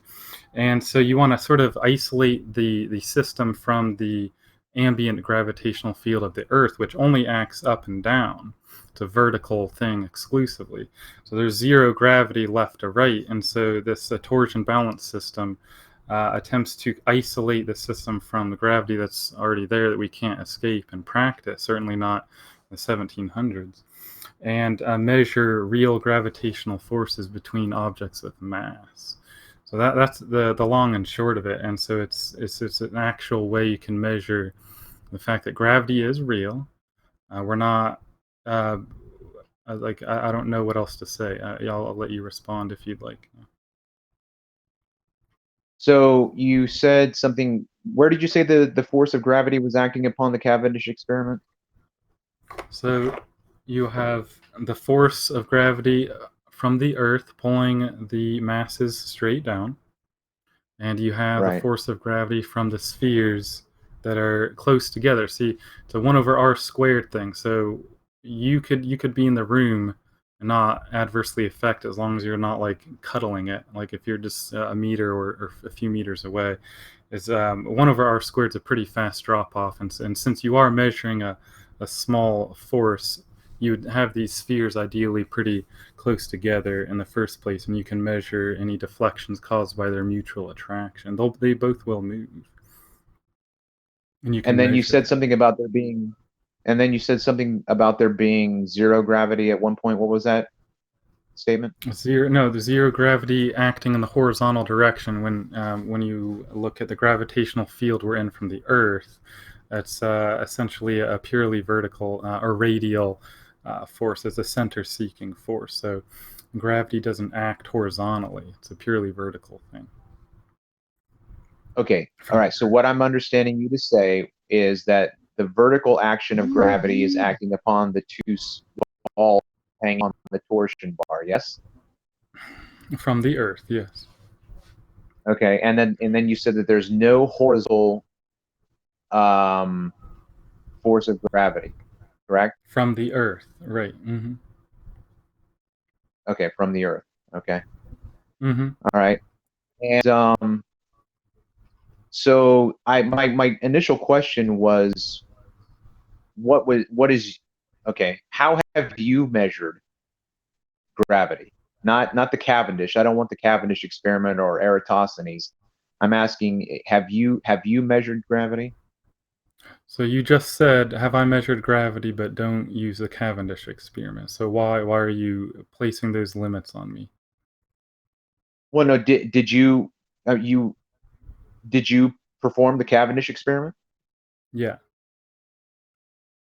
Okay, so you recreated the Cavendish experiment in the exact same way that he did, where he isolated all of the variables by excluding his own mass from being involved in the equation by peering through some peephole in his house through his shed. You did that exact same experiment? Yeah. Okay, I'm sorry. Is that surprising? You constructed. I don't. No, I don't really understand where this is going. Like, I actually am surprised, because all of the Cavendish experiments that I've seen on YouTube, no one has reduplicated the Cavendish experiment. They've all done it in a classroom or somewhere else. But you constructed your own shed and used the exact same balls that he did and the exact same torsion bar, and removed yourself from the equation by not going into the shed and by observing it through a telescope? Is that what I'm to understand? All I'm hearing from you right now is that you're surprised that there's gravity because you don't want there to be gravity. I just gave you proof. There's that word, and you're saying that you're just saying all this other stuff. I don't even know what you're saying. I'm simply asking you if you reduplicated his exact already experiment. Said yes. Excuse me, sir. I've already answered yes. Next topic. Why are you belaboring the point?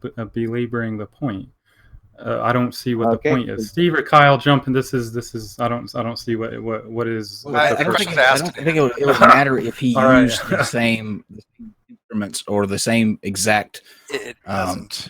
That Cavendish did. The fact is, it was experiments that can be repeatable. He repeated it and got the same results. Yeah, and so even if Cavendish never did the initial experiments, even if he never existed, other people have done the exact same experiment and gotten exact same results. And even more so, we do it every 4 years, I believe, that they tested to kind of we get a little more precision on G, right? So they do it all the time. It doesn't matter if the Cavendish did it, somebody else did it exactly. We know how to do these experiments, and people have done them. Would you agree?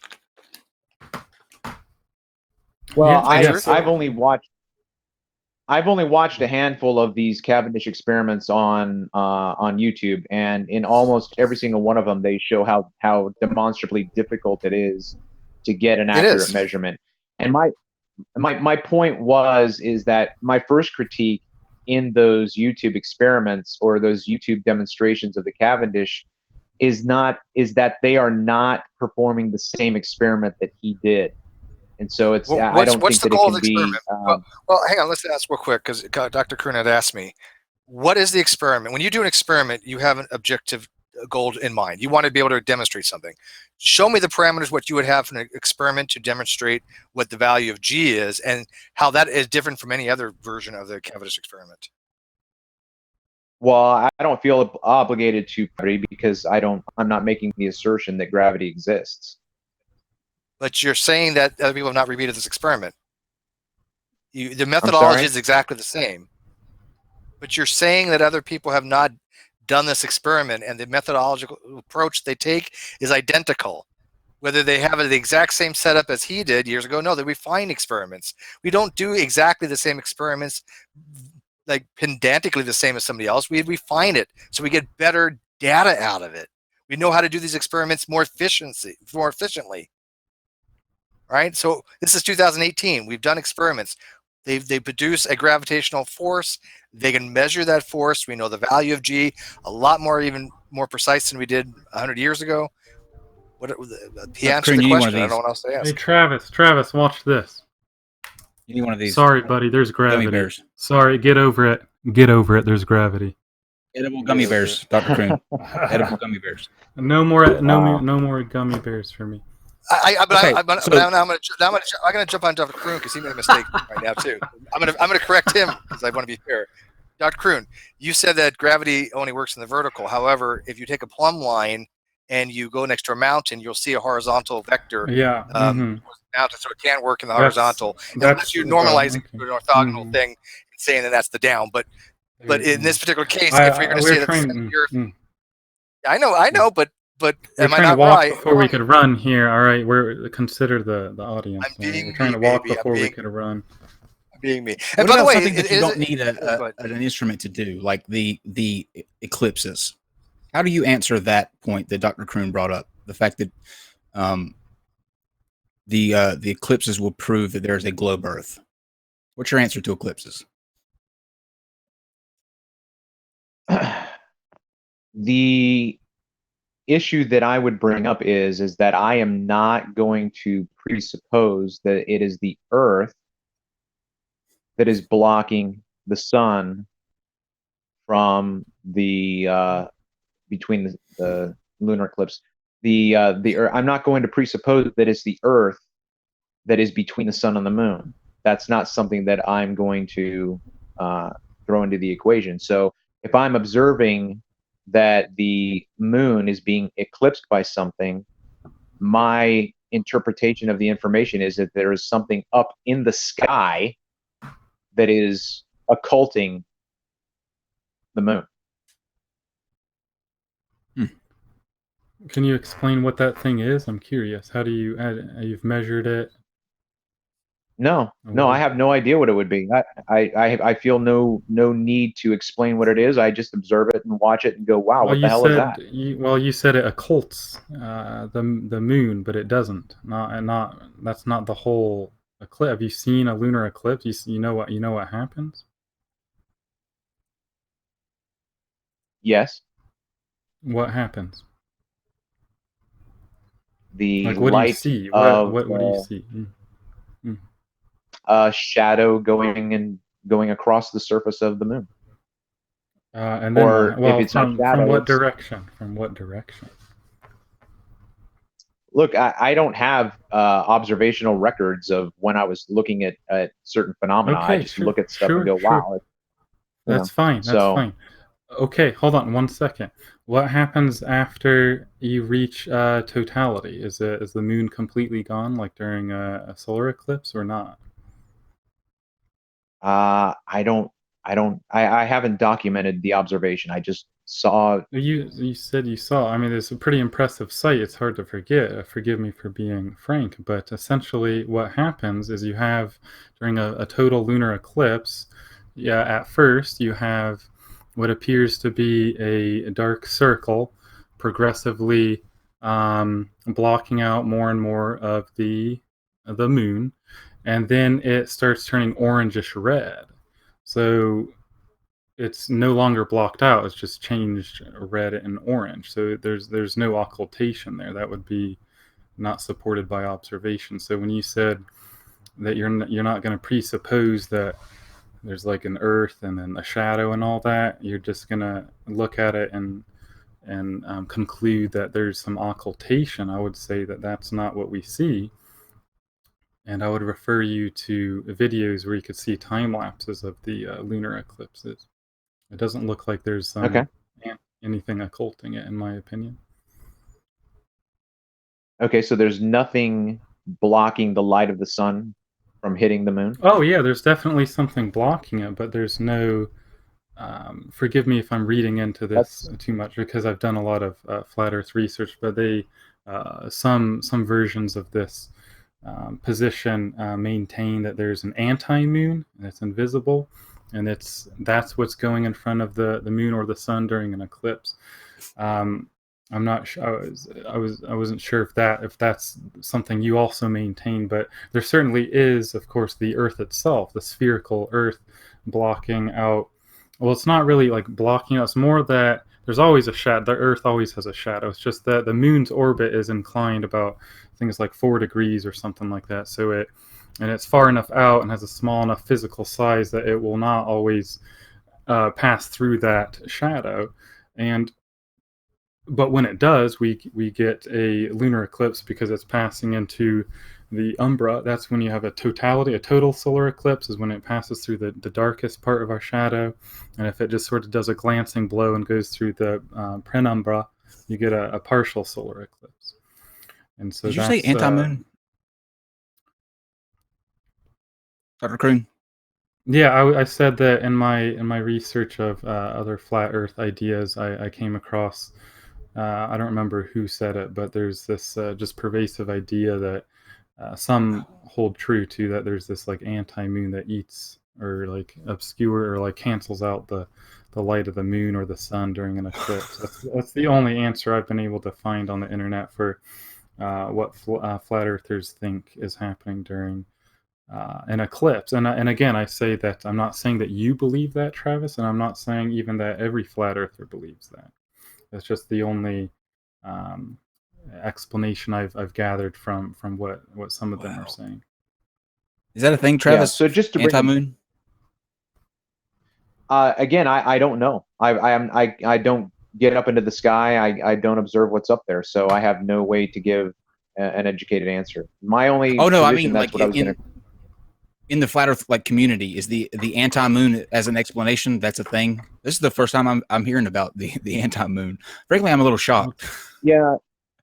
Well, actually, the first time I heard about it was in Eric Dubé's presentations, where he talks about the Hindu perspective, and they have I think it's Ketu and Rahu are two names that they have given to what they would call the black suns, that they would have attributed to something up in the sky, occulting both the sun and the moon, because you have solar and lunar eclipses. And so that the understanding is that those ancient explanations didn't consider the Earth to be what was causing the shadow, but it was something else, and that something else was up in the sky. So that is something that is out there. Yeah, that seems more reasonable than just the Earth being in between an anti-moon or two suns.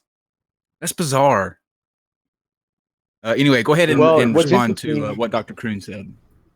Mm-hmm. Yeah, what's interesting is that I was walking with my children along a stream this last summer, and I came to a part where it was pretty clear, but there was a rock and there was an eddy that was created, and I watched the swirling water, and I saw below that swirl a perfectly black circle that moved underneath that ebbing cyclone of water. And so I saw a demonstration then that there was something that was created by water, which is normally transparent, but when it was in motion and in a circle, it created a perfectly black shadow on the ground of the riverbed. Now that was something that in my mind went, there's something that makes sense of what they're saying that could be up in the sky. It could be something atmospheric up there that happens, and it happens on a cyclical basis.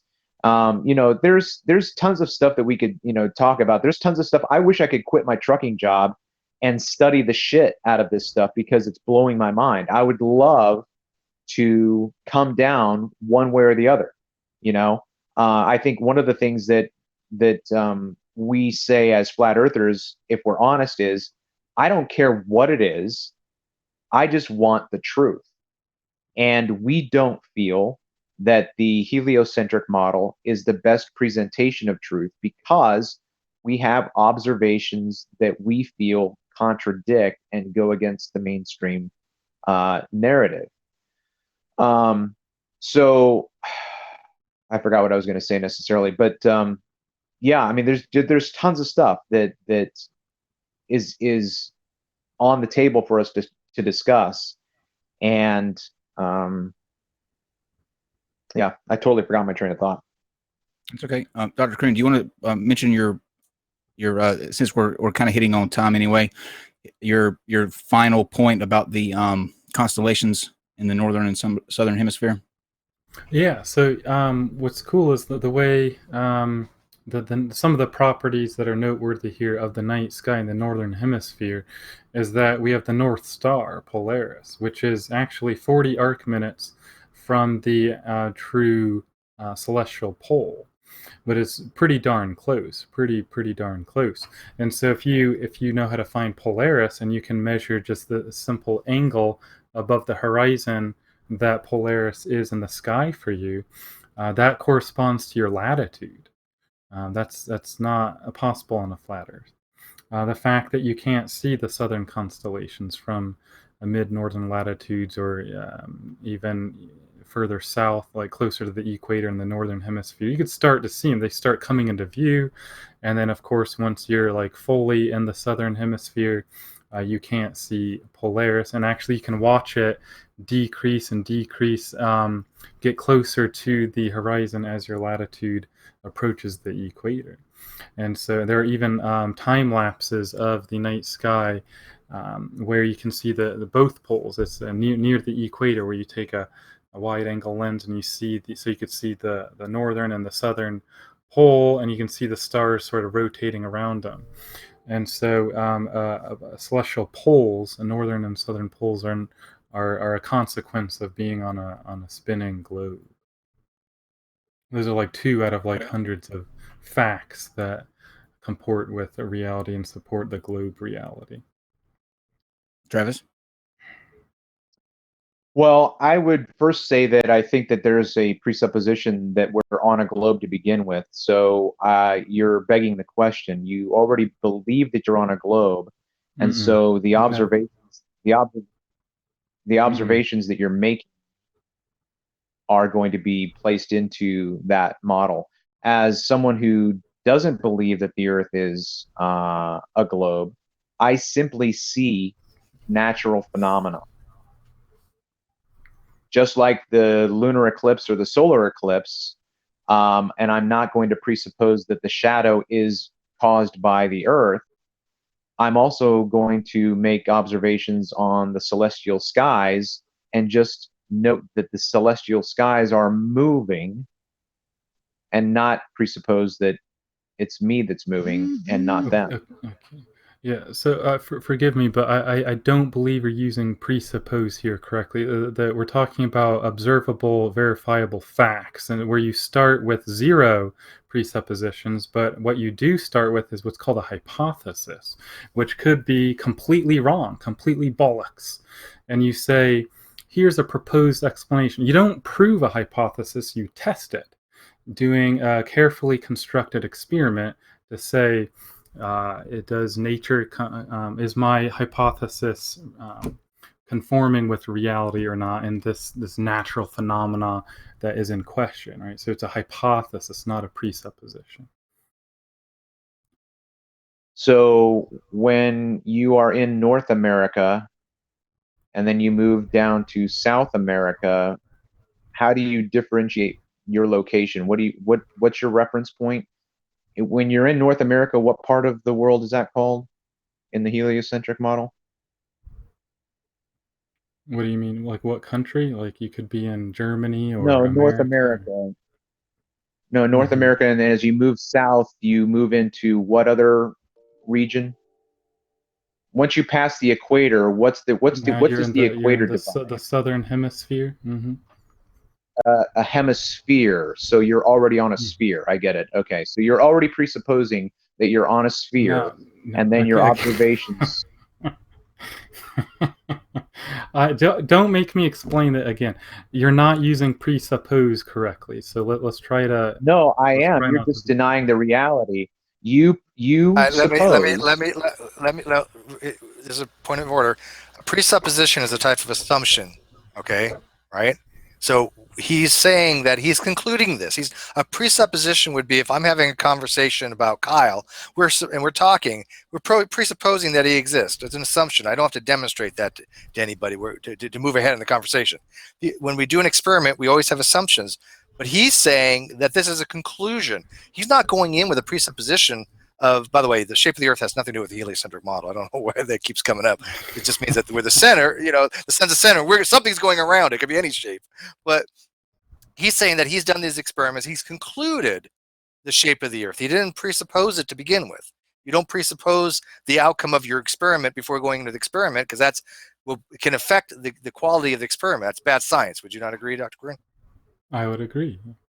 Okay, well, there you go. So let me try to explain it that way there, Blind Truth. And then there's also this. Okay. Can I go back, because I did have a couple notes on something that you made earlier about gravity. I just had a couple of questions if I can go back. So you said something about gravity. You said that gravity's characteristic is that it's a center-seeking mass, and that the shape that it makes naturally is a sphere. Is that correct? Not all the way. No, what I said was if the mass is large enough and there are no internal forces, any mechanical stresses due to its composition, it could form a sphere. But gravity doesn't mean sphere. There's comets and asteroids, heck, even Kuiper Belt objects that are not spherical because they're not massive enough. So it depends on what shape it's going to achieve when the forces are balanced, and it achieves what's called hydrostatic equilibrium. All right. Well, that qualification negates my next question, so I'm not even going to ask it. So I appreciate your clarification on that. Sure. You did make mention. You did make mention that the Earth is an oblate spheroid because that there is a bulge. Yeah, something like 14 miles difference from pole to pole than around the equator, and that's a direct consequence of its spin. Okay, and this has been observed and documented. Yeah. Okay, I'd be interested in that. What's the observation that who observed this bulge? Well, I can't tell you that because you're going to say that you don't believe in satellites and lasers and geo systems, informatics, and high-resolution images and surveying technology. Like all that stuff, I wouldn't imagine you would accept, especially if it was conducted by any government agency other than NASA or including NASA. Well, again, we're getting now to prejudicial and pejorative comments because that's disparaging my character. No. That's disparaging my character because I'm asking you an honest question. I'm asking you honestly where this has been documented and observed, this bulge.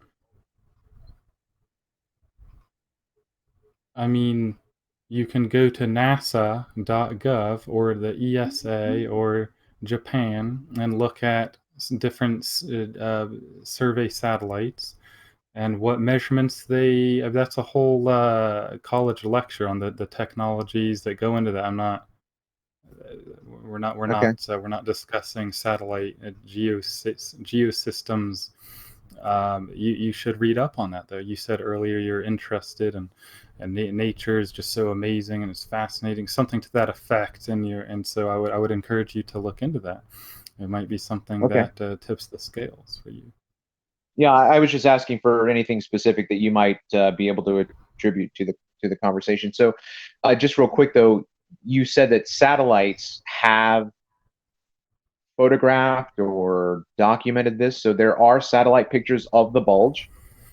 Yeah, there's this famous one I saw where you take the picture, right, and it's high resolution, and you cut the Earth in half, the picture of the Earth, and you like rotate it and put the halves together, and you notice that there is there's like a few pixels higher. It's a really small bulge. It's not even. I mean, the Earth is pretty closely a sphere, so it's not even that big of an effect. You know what I mean? There's other things going on too.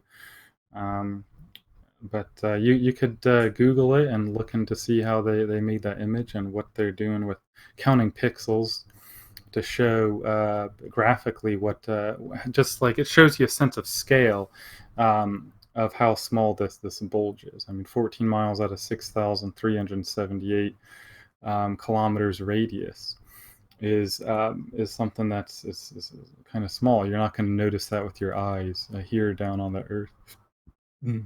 And that would be directly at the equator? Or anywhere. No, I mean the bulge. Yeah, it's at the equator. Okay. So if we stood at the equator and looked across the ocean, we should be able to see this 14-mile hump, no? Because no, it's spread out over the entire diameter of the Earth. See, that's the thing. Yeah, that's the great scale negator. That's what I call the great scale negator. The scale is so big that you can't see what you're supposed to see. That's interesting. So, well, even if it weren't spread out, you can't see far enough, according to you. So why would it matter? Even 3 miles wouldn't be enough to get to the 14-mile. Sure. You said you can't see forever. Those are your words. Sure. Yeah. Okay. Yeah. I think this is a good point to kind of wrap things up. We'll go into a super chats, but I have a question for you, Travis, before we go into super chats. You're a truck driver, so do you use GPS? I use ground positioning systems. Yes, I do. Say that again. Yes, I use ground. He doesn't think that GPS. I caught that. That was good. Okay, so how do you? I assume you use GPS. So how do you account for that? We have ground-based technology since World War I with radio waves and antennas and whatnot. I mean, it's old technology. There's no reason. There's no reason. I'm sorry. Go ahead. 1 second, Steve. 1 second, Steve. Go ahead. Finish your point. Then I'll. Yeah. My only the critique is that what we can do on the ground perfectly reasonably doesn't require us to then go up into the air and do the same thing. We can do everything on the ground that supposedly can be done with satellites. Can I ask you a question on that? Do you know what microwave antennas are? It's not my field of expertise, but yeah. Okay. Well, I can tell you right now that microwaves are line of sight transmission, meaning they don't reflect off things like you would have like a radio wave. They need to be beamed. That's why most of the time you see these big old things look like big boobies. Those are microwave antennas. There's different types, but that's one type. And they're very high up because they have to be direct line of sight to account for the curvature of the Earth. If what you're saying for GPS, it wouldn't work if you were in a place that had no line of sight to an antenna, but they still work. Ergo, it is not ground-based. It's a simple proof. Because say that again, is microwave. GPS uses microwaves. Microwave is direct line of sight. This means you have to have something above you or around you where the GPS can be line of sight to it. If you're outside the line of sight, right, like below a curve or something like that, a tower's not going to get to you. It'll penetrate a little bit. I mean, you'll get GPS in your house, but if it goes below the curve, you're not going to get microwave. That's why it has to be repeated every 100 miles. We have what's called repeaters in ham radio bands for that very reason, because certain frequencies will not go through atmospheric ducting very well. They won't bounce around very well. So you have to go through repeaters to get them to go further out, right? You use one of these every day, Travis, if I'm not mistaken. Just curious. Say that again, Kyle. Okay, Steve. You use these every day, and they're based on a globe Earth. So I find that odd. But we're gonna go ahead and read super chats and see if they have any questions for you guys in the chat. One real quick comment, if I can. At the very beginning of this, you started talking about how you trust your senses for acceleration, right? But if we see a Fata Morgana or something like that, you're saying don't trust your senses. Right, so it seems really arbitrary when you're saying, I'm going to trust my senses that we're not moving at this very fast speed, which, by the way, you can only detect changes in a change of vector or acceleration. But you don't trust your senses when you see an optical illusions like a Fata Morgana, which is clearly not a ship floating in the air. So you seem to have a weird standard there. But anyways, let's go to the super chats. Well, no. Hold on real quick. Let him respond. Let's rewind the tape and find where I said that I don't trust my senses regarding Fata Morganas, because I never said that. Oh, so you do? Discussion. Okay. You're right. So you believe the ship is actually floating in the sky? No. I believe that my eyes. No, I believe that my eyes see what they see, and the physical explanation is a Fata Morgana. So I have to readjust what I'm seeing. It's not that I don't trust my senses. It's just like if I were standing in a building that had some weird acoustics, and I heard someone talking behind me, and I turned around and there was nobody there, but the acoustics worked so well that I heard the person from the next room. That's not trusting my senses. That's understanding the physical observation that's happening. So I don't. So what are your senses telling you? What are your senses telling you about the ship floating? Is it telling you the ship is floating? Well, I know too much to say yes. It's no. My senses are not telling me that the ship is floating. Oh, so you don't see the ship floating then? So your senses, we all see the ship floating. Your senses are telling you. Right. Yeah, your senses are clearly telling you it's floating. Because you're calling it if you say, Steve, there's a Fata Morgana, you're seeing it as the ship is floating, are you not? Because you're telling me about your reasoning is telling you that it's not. Okay. Your senses are telling you that it is. Your reasoning is telling you it's not. Correct. No, okay. Exactly. So I took some footage. You can see it on my channel, Chesapeake Bay footage. Okay, so I was shooting one day, and I found these two fishermen out on the water. and I couldn't see the boat, and it looked like they were standing on the water. But I don't think they're not standing. Right. So they're not standing on the water. Right. No, my senses are not wrong. Okay. Okay. What is the plain truth? Define senses for me. What do you think if I ask you to define what senses are? What does that mean? Well, I don't know that I can give you a nice textbook answer, but our senses are our sight, smell, hear, taste, touch. Good. We'll stop right there. Okay, sight is a sense, right? And so your sight is showing you that a ship is floating above the water. So sight is a sense, and what you're seeing is a ship floating over water. Is your sight wrong, or is the ship really floating? I get where the frustration in this is going to occur. The ship is not.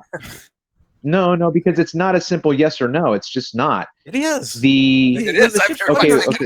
It's not floating. It's an optical illusion. That's why it's called an optical illusion. Clearly, your senses are wrong in this place. You cannot Travis, you're rely trying on to hold your out, senses. so you don't have to admit that you're wrong. No. But it's Travis, a lot just- more just- normal no, to say no. that you misspoke. Okay. No, I didn't misspeak. Okay, my eyes are not deceiving me. My eyes are not deceiving me. And yeah, Travis, they are. The ship's not floating. They are. Exactly. If they weren't deceiving you, that would be literally saying the Earth that the ship is floating at that point. Okay, so let me bring it back. Let me try to explain this, Travis. The reality. We're you have a upsetting reality, somebody's right? dog. Wait, hey, we are upsetting somebody's dog. Somebody's dog is upset. Yeah, he's barking at you to just admit that you were incorrect about this. Just listen to the dog, Travis. You have a fact about reality. The fact of reality is that the ship is not floating. You're seeing something that is untrue. Your senses are giving you false information. That's what an optical illusion is. Ergo, your senses are wrong. If the senses were correctly, you'd have an adequate perspective of what's going on in reality. You don't. Okay, let's change this back to if we're walking along the road and we're looking 5 miles ahead, and the road up ahead looks like it's covered in water. Okay, that's a it's mirage. not covered in water. Yeah, right. but it's not covered in water. No, my senses are not wrong. I see what I see. Your senses are telling you there's water there. No, okay, stop. Here it is. No. Sorry. Here it is. My interpretation of what I see might be wrong, but what my eyes see is what they see. Okay, so let me just get this on record here. You're saying your senses cannot be wrong because whatever they sense, that's what it senses. So they cannot be wrong by any means. If you want to be pedantic in this fashion, that's fine. That's fine. Oh, he loves to be pedantic. I do. I really don't actually. But this is actually just straightforward reasoning. That's all. I know we try to avoid that with flat earthers, but okay, let's read the super chats. Ghostly Enigma, $5. I'm here and I have napalm ready to go. Please don't use that on us. That would be bad. My senses tell me that would be a horrible thing to do. Yeah, not good. I just read an article on the Pompeii victims. Did you read that with the pyroclastic flow and their brains boiling and exploding? What a horrible way to die. No. I don't want to hear about that either. Nasty. Steven Stein, $5. Please identify a sensor that can sense velocity by anything other than relative motion. If you cannot feel it, and your point is moot. Yeah, you're right. It is a moot point because all sensors are based upon, every accelerometer is based on a relative change of motion. You have to have a change of vector of some kind, whether in the magnitude of the speed or in the directionality. That's how they work. Is that not correct, Dr. Kroon? Yeah, you're correct. That's correct. I love hearing it from him when he says it, though. That's all. Justin James, $3. Have him explain the parallax of the three boats, which we have already done. Thank you, Justin. Justin James, another $2. If Jaren is appealing to authority, that's worrying. I don't mind appeal authority if it's legit. He doesn't. There's such a good thing as a legitimate appeal of authority, but when you appeal to somebody like Eric DeBay, that's not a legitimate appeal of authority. That's just appealing to somebody who doesn't know what the hell they're doing. Mr. Cook Jr., $5. Why, when presented with evidence, flat earthers move the goalpost? Jaren did the same thing. because they're flat earthers. Yeah. And you want to respond to that? Travis, yeah, we'll let you answer that. Well, I guess I would ask for a specific example of my moving the goalpost. Gravity, when he was giving an example of gravity, when he's giving you an example of how to experiment with gravity, I saw a lot of moving the goalposts, actually. Mm-hmm. Well, but saying it isn't. That's fine. I was simply asking questions. I don't know that I was moving any goalposts. I was trying to get clarification on something, but that's. And if I can just add real quick, when you say that you want to know the truth, and I mean this very sincerely, I straight up don't believe you. The reason being is if you really want to know the truth, you would actually go and enroll yourself in these courses and learn the stuff that we've all had to go learn, and have a better understanding of it and go, oh, you're right, guys. Or if you think that everybody's wrong, write your paper, win your Nobel Prize, get awfully famous. And you know what? You would put a lot of people out of business and a lot of people more into business because they would have to explain what you've discovered. So if you really have an interest, go learn about these topics. Seriously, I think that's really cool if you do. Godless Engineer, $5. Can the flathead please explain the basic laws of motion? I don't know. Do you want to try? I wouldn't know where to begin. What do you mean, explain the laws of motion? I mean, there's certain laws of motion, like everything. Like, for example, an object will stay at rest unless acted upon by outside exerted force. That's a law of motion. Second law, force equals mass times acceleration. These are all things that we've all learned in like basic first year physics. Yeah. Okay. Sure. I mean, if you can't explain the laws of motion, then I don't think you've disproved the shape of the Earth. I don't think you're at a level to even try to disprove the shape of the Earth, right? Oh shit! Fundamentally basic stuff, right? We're not even getting into like Kepler's or thermodynamic laws. And by the way, people, there are four laws in thermodynamics, not 3. That's the most animated I've ever seen, Dr. Kroon. He got excited, didn't he? Steve just knows how to tickle my funny bone, and he always speaks about physics so eloquently. Thank you. No, I mean, I would have had I probably would have had a better idea of what you wanted by saying Newton's laws of motion or whatever. But forgive me for not being able to think along those lines. But yeah, so an object at rest stays at rest until it's acted upon by outward force. Sure, okay, that's okay. Yeah, what about it? Okay. No, he's just Goddess Engineer is just wondering. He's an engineer. He's had physics, so he's familiar with these things. Justin James, $2. Explain the moon tides. I guess he's asking on the flat Earth. Yeah. Okay. So he's asking what causes the tides. Maybe. Yeah. You can do it either way. So how does it work on the Earth? Well, the high tide, obviously the water comes up farther along the shoreline. Low tide, the water moves away. That happens when I get in and out of the bathtub. The water goes up and the water goes down. So I think that far out into the ocean, these giant pink unicorns are getting into the water, and that causes the high tides.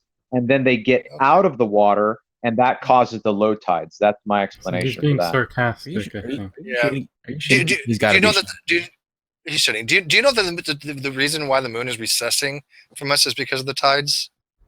Literally, it's a conservational thing because the Earth, the moon is imparting energy to the tides. There's a lag there, and that lag is causing it to actually go in a higher orbit. And so that's why the moon has a recessional velocity of like 3.8 centimeters per year or something. We can actually measure that, and so we know where the moon is at. We know how fast it's moving away, and when you look at the force it exerts on the tides and the lag that's produced there, these are all things that you can mathematically do. Condor Man, $2. Ask where the sun is now and calculate the angle with the two others. Do you want to take a guess to where we won't do the calculations, but do you want to guess where the sun is right now, since it's dark where we are? Probably. Well, let's see. What time is it? It's 10 o'clock. That's took it away. 7 o'clock. It's probably just past Hawaii, I suppose. Like above Hawaii? I don't know. I mean, I'm in the dark right now. I'm on the East Coast. Isn't Hawaii like 6 hours past California? I think they're asking you where on your model is the sun. How does the sun work? If it doesn't set, meaning it doesn't go, to the other side of the planet, where is it going, and why are we able to see darkness?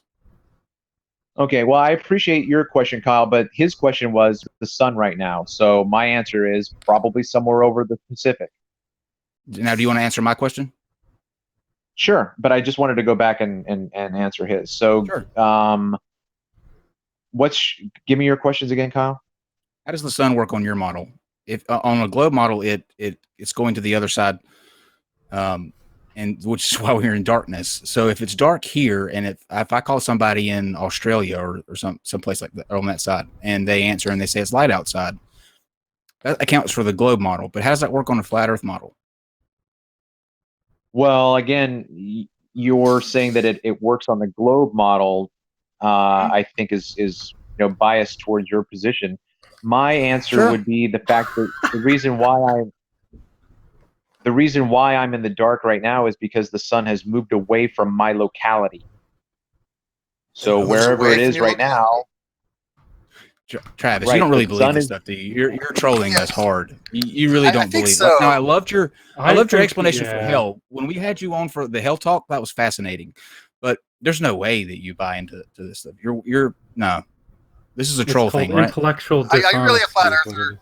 Plain truth. I mean, to be honest. No if you trolled us, we're not going to be mad. Actually, I'd be like, you know what, you got us, and you're welcome back anytime. Trust me. But I mean, I really want to know: are you trolling us? We'll still have him back because he's very he's not like most flat earthers. He can have a conversation and But I want to know if he actually believes this. Is really interesting. But Travis, there's no way that if the sun had just moved across a plane, it wouldn't be complete darkness. It's complete darkness because it's on the other side of where we are right now.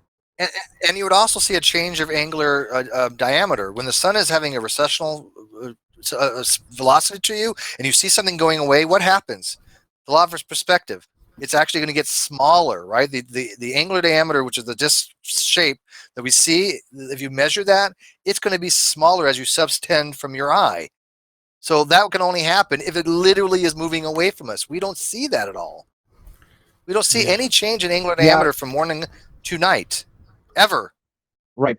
Sure. But I've also seen the sun expand in size as it's setting in the distance. No, you have not. What you saw was glare. No, what you saw was glare. And what happens is, as the sun goes down below the horizon, it reduces the glare. If you would actually take a glare filter and take a screenshot every 15 minutes of that sun, or every 30 minutes, you would see and measure it. And this has been done. Reg Rhetoric did a beautiful job in this. He did it every 30 minutes with the magical, mystical P900. The truth. What is it? The flat Earth truth teller. Guess what? He has a P1000. Yeah, he's upgraded. Thank you, Jamie.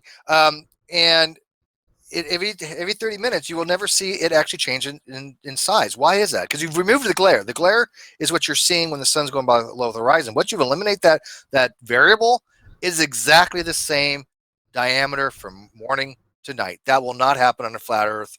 Flat Earthers debunked on that. No, that's fine. What I was going to, that's fine. What I was going to try to finish saying was that there are certain things that happen in the sky that I think we aren't aware of. And one of the things that we might not be aware of is that the size of the sun maintains whatever it is as it's moving because of where it is in the sky. Now, going back to the harvest moon that just happened last month, right? So you've got this ginormous harvest moon that happens every year at the same time. And there's no explanation for that in the heliocentric model. Because what? Yeah.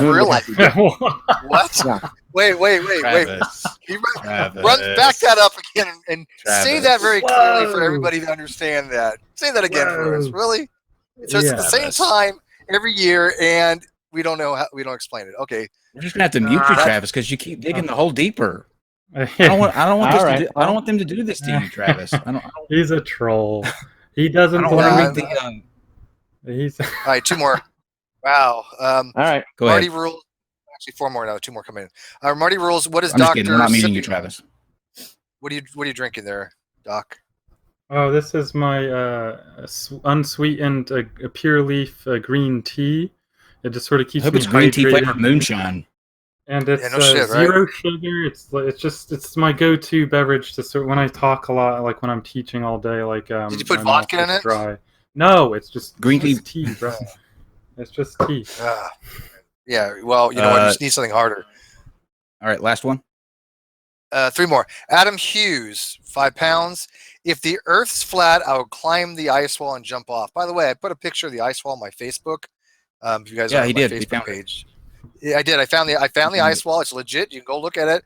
Steve McRae, my name. Go friend me on Facebook. But I have a picture of the ice wall. It is proven. Sorry, guys.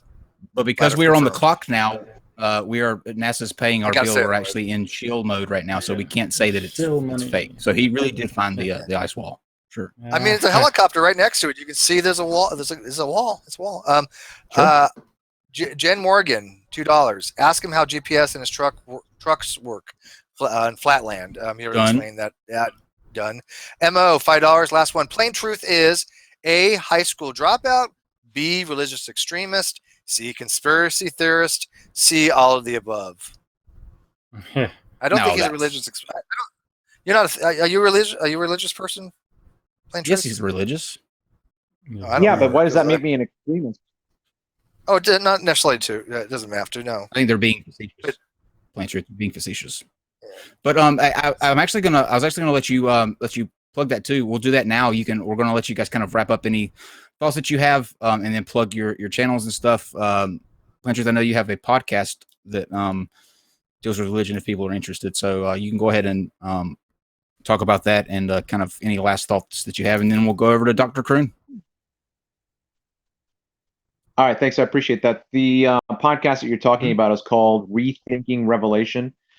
And basically, I walk through basic principles of understanding the Bible's story from Genesis to Revelation. And I challenge at least 2 aspects of mainstream Christianity. That is the second coming of Christ. I challenge. I in my podcast, I argue for the fact that all of the things that most Christians think are going to happen in our future have already happened in the past. And then the other one that I challenge is what I have been on this show previous, which is on the doctrine of hell. I don't believe the Bible teaches the doctrine of eternal conscious torment or a metaphysical location where souls are tortured forever in hell. And so if you're interested in any of that, my podcast, like I said, is Rethinking Revelation. Now I'll put the link in the description as well. 2 last super chats. Ghostly Enigma, $5. The napalm is for the dumpster fire. Yes, put the napalm in the dumpster fire. And one last one. Dumpster fire tonight, though. No, this was not. Yeah, no, this was not a dumpster fire. Not by any means. Me be God, $5. Why can't we see the state of Wisconsin from Sleeping Bears Dunes in Michigan? Only Lake Michigan is in between, about 35 miles. Curvature. There you go. Dr. Kroon. I don't know. Yeah. What am I doing? Over to you, sir. Plugging whatever you want. How people can follow you, find out more, point blank, that stuff. Yeah. Okay. So yeah, I only had a couple little videos. I wasn't really a serious YouTube video uploader or really active with YouTube, but I'm going to be starting a series of astrophotography videos and maybe a debunking video here or there. I'm going to be getting into that this winter and into next year and so forth. My internet name will be Point Blank. Just a little side bit about that is that I try to take an approach where I just sort of keep really short to the point answers and comments and discussions with people, not just on YouTube, but anywhere on the internet or in real life, face to face. So look out for that. I guess we'll put a link to my channel later on. There's not a whole lot on there right now. Stay tuned. Yeah, and then just an overall general concluding remark that you can find the truth by being open to being wrong. That's the only way you'll learn and grow, is by ferreting out any presuppositions or any inclination to believe something. There's no belief in science. There's only demonstrable observational facts that are corroborated and repeatable and measurable and observable. And I believe that I've demonstrated that the facts that are observable and repeatable and measurable better comport with the globe model than this flat Earth model. And yeah, stay tuned for more flat Earth discussions in the future. I think this was a good talk, and it was a great opportunity. Thank you for having me. Thank you for talking with me tonight, Travis. I hope I didn't come across as too mean. I tried to suppress my inclination to sort of blurt some things out. That might just be because I have maybe watched too many flat Earth debates over the last several months, and maybe it's just wearing a little thin on me. But no disrespect or offense intended, sir. And Travis, did you want to make a closing remark? I know that you just went straight into the plugging your channels, but if you want, I'll be fair and now let you make up any kind of closing remarks that you want to as well. No, I just appreciate you guys giving me time, and sure. Thanks a lot. Yeah, absolutely. Steve, any? Oh, guys, tomorrow we will have a Jimmy and I will have an ad homie show, and then join us Sunday. Katie Paulson and I think Steve, you're going to be on this one Sunday, right? I think of this one, yeah. Okay. But me and Katie Paulson are doing a new show on Sunday nights called The Smoking Nun. It will deal heavily with woo and crime. So like any kind of things that are going on where there's a serial murderers or what she specializes in, which is people like Jillian and the MMS people, anti-vaxxers.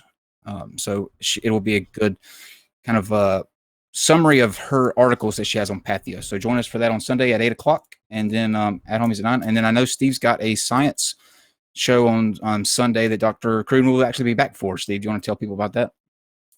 Yeah, I think Sunday at 1 o'clock Pacific, we're going to be talking about black holes a little bit. We're going to be having a show with Dr. Felix. How do you say his name again? On Monday, Felix Goisevich. It's funny that you're asking me. Yeah, Goicevich. Yeah. And I know that too because I like that name, Goicevich. And we're going to be talking a little bit about black holes on Sunday to kind of get us ready for that discussion on Monday. So if you like to know the different types of black holes, whether you want to know about the charge, the mass, spin, all that kind of stuff, that's what we're going to get into, and maybe a little bit about general relativity, I think. And also that, thanks, Dave. Tomorrow after at Homies, we'll be doing a stream for Dave. Dave, did we decide on a time for that? Or just after the... It'll be at 10 p.m. on the Great Debate Community channel. Right. That'll be on the Great Debate Community channel. We'll put a link to in the descriptions for Ad Homies. So if you're watching that, you can get a link straight over from that, and I'll tweet it out as well. But go subscribe to the Great Debate Community if you're not already, and that way you'll get a notification when that happens. And we appreciate all of you watching. As always, thank you to Dr. Kroon and Travis, The Plain Truth. You can find them both on YouTube, The Plain Truth for Travis and Point Blank for Dr. Kroon. Until tomorrow, I'm glad to be back. I missed you guys last night, but I hope you enjoyed the little gem that we put on the channel. If you haven't seen it, it was the Jeranism versus Soundly, a debate that Steve moderated last year. Was it last year, Steve? I think it was last year. Yep. So check that out. Other than that, we'll see you tomorrow at 7 for Ad Homies.